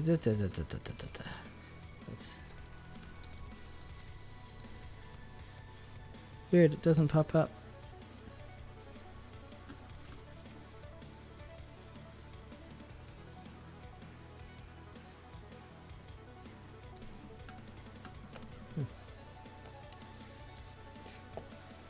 Oh, there's an in-editor setting, he said. Boom, let's do that. Let's try that, okay? I just, right now, we're not optimizing some of our textures. So if you notice, like, the sky doesn't look like it does in the game. The ground looks like lower res. The rocks all look good because they're not using textures. They're using this vertex color pass. And that's why these path rocks are going to look dope. But I need to see what they look like with the ground texture. So give me 1 second. I've actually never done this in editor before. Let's just do editor preferences. Where's my... I'm going to editor preferences. And we're going to type in search. Screen.per.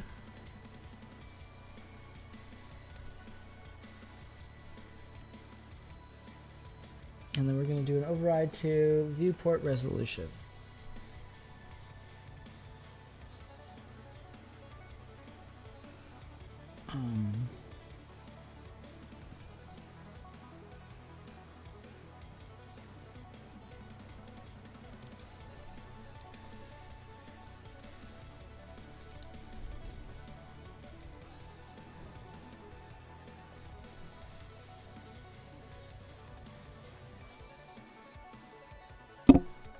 Why am I not seeing?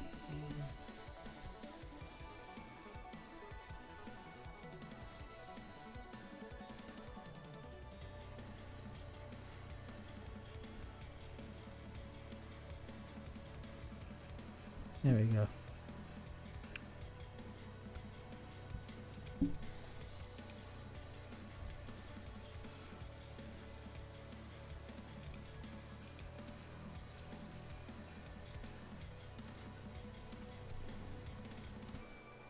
Okay. Am I gonna have to restart the editor for that to take effect?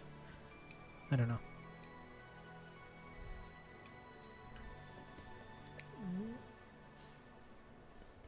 We can just go make sure I'm in the right one. General performance.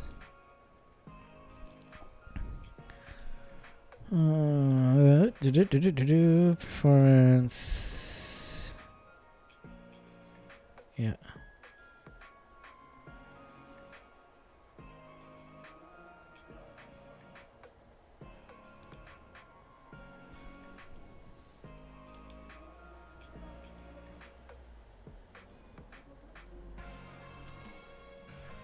This is the default. There we go.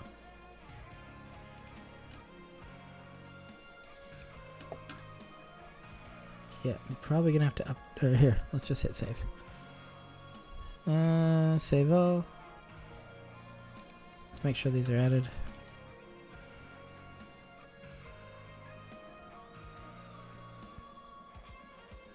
It says they're added. I don't see the. You guys see a little plus? The microphone's blocking it. Looks like it's good. Okay. Just gonna close and open again. Just minimize. No, we'll just boom. Hopefully that helps. Thanking Brandon. Just so you guys know, I meant to take a picture of Maria and put it on a rock and push it off the gangplank every time they hijack our stream, which we're going to call it from now on because it's fun. We're going to let marketing hijack our screen with all sorts of things, and then they can help us out really, like, get our content to everyone while we build this game. Yeah, no, the viewport didn't change the viewport resolution. Maybe it's just building. Yeah, we'll give it a second, okay? Am I lagging out while it builds? Maybe not.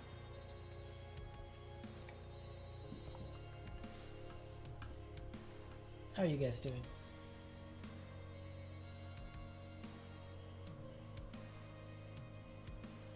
By guys, I mean like you 3 viewers.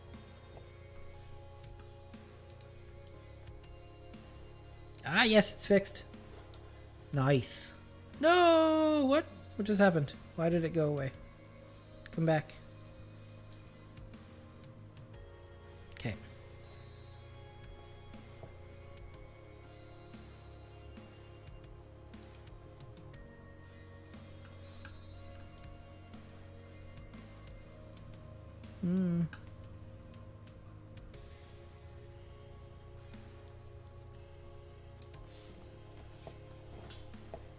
That's it. Finding this out.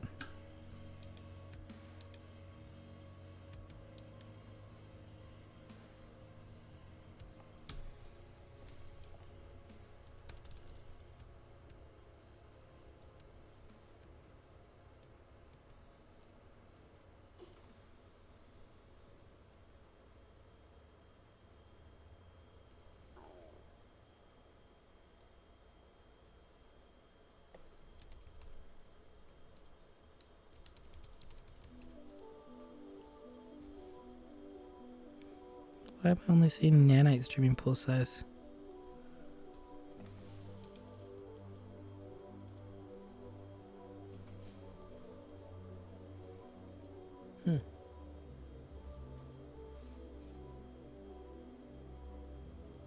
Maybe it's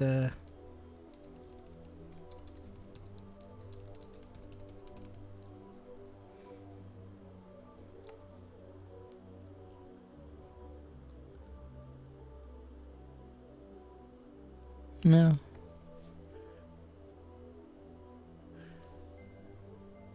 Oh, texture streaming. No. Let's we're going to Google.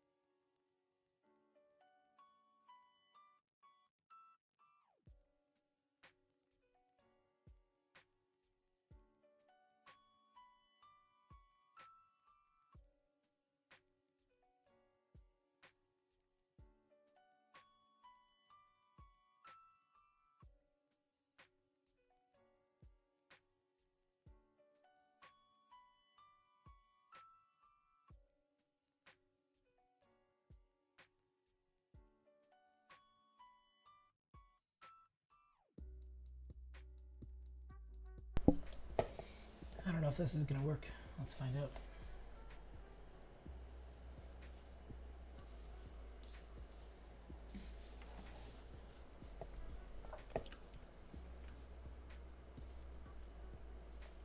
Nope.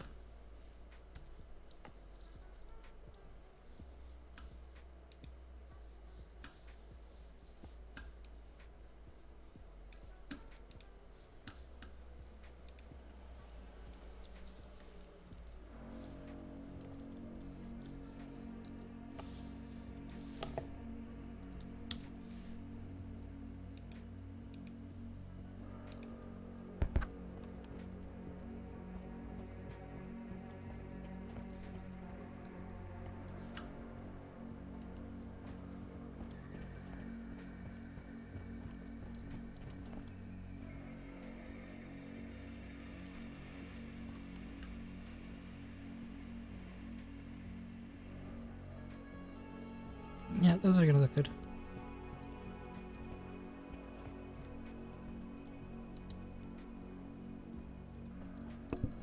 we'll make these into the floating platforms too. These will always be where people walk. That's excellent.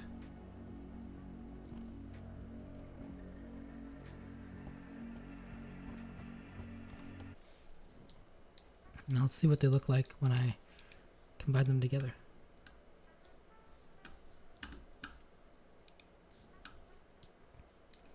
I don't know if you noticed, but there's a spot that kind of looks weird. So we're going to take this into the sculpting matrix and sculpt it again. So I can, we can fix it. And I have to turn off vertex colors, which are now called attributes. Why is it not turning it off? Whatever. Just gonna go in here and resculpt this section anyway. Sculpting. Guess I kind of need it on so I can know where it's at. There we go. Oh no, where's my trusty pen?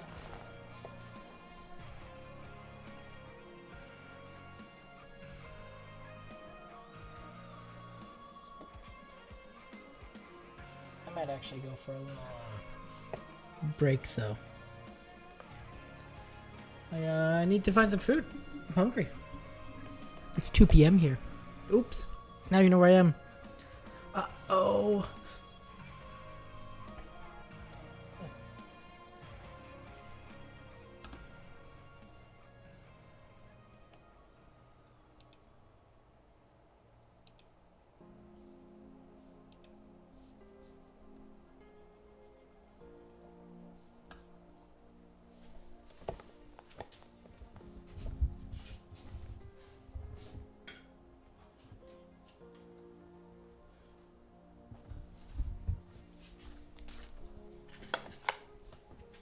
I'll be right back.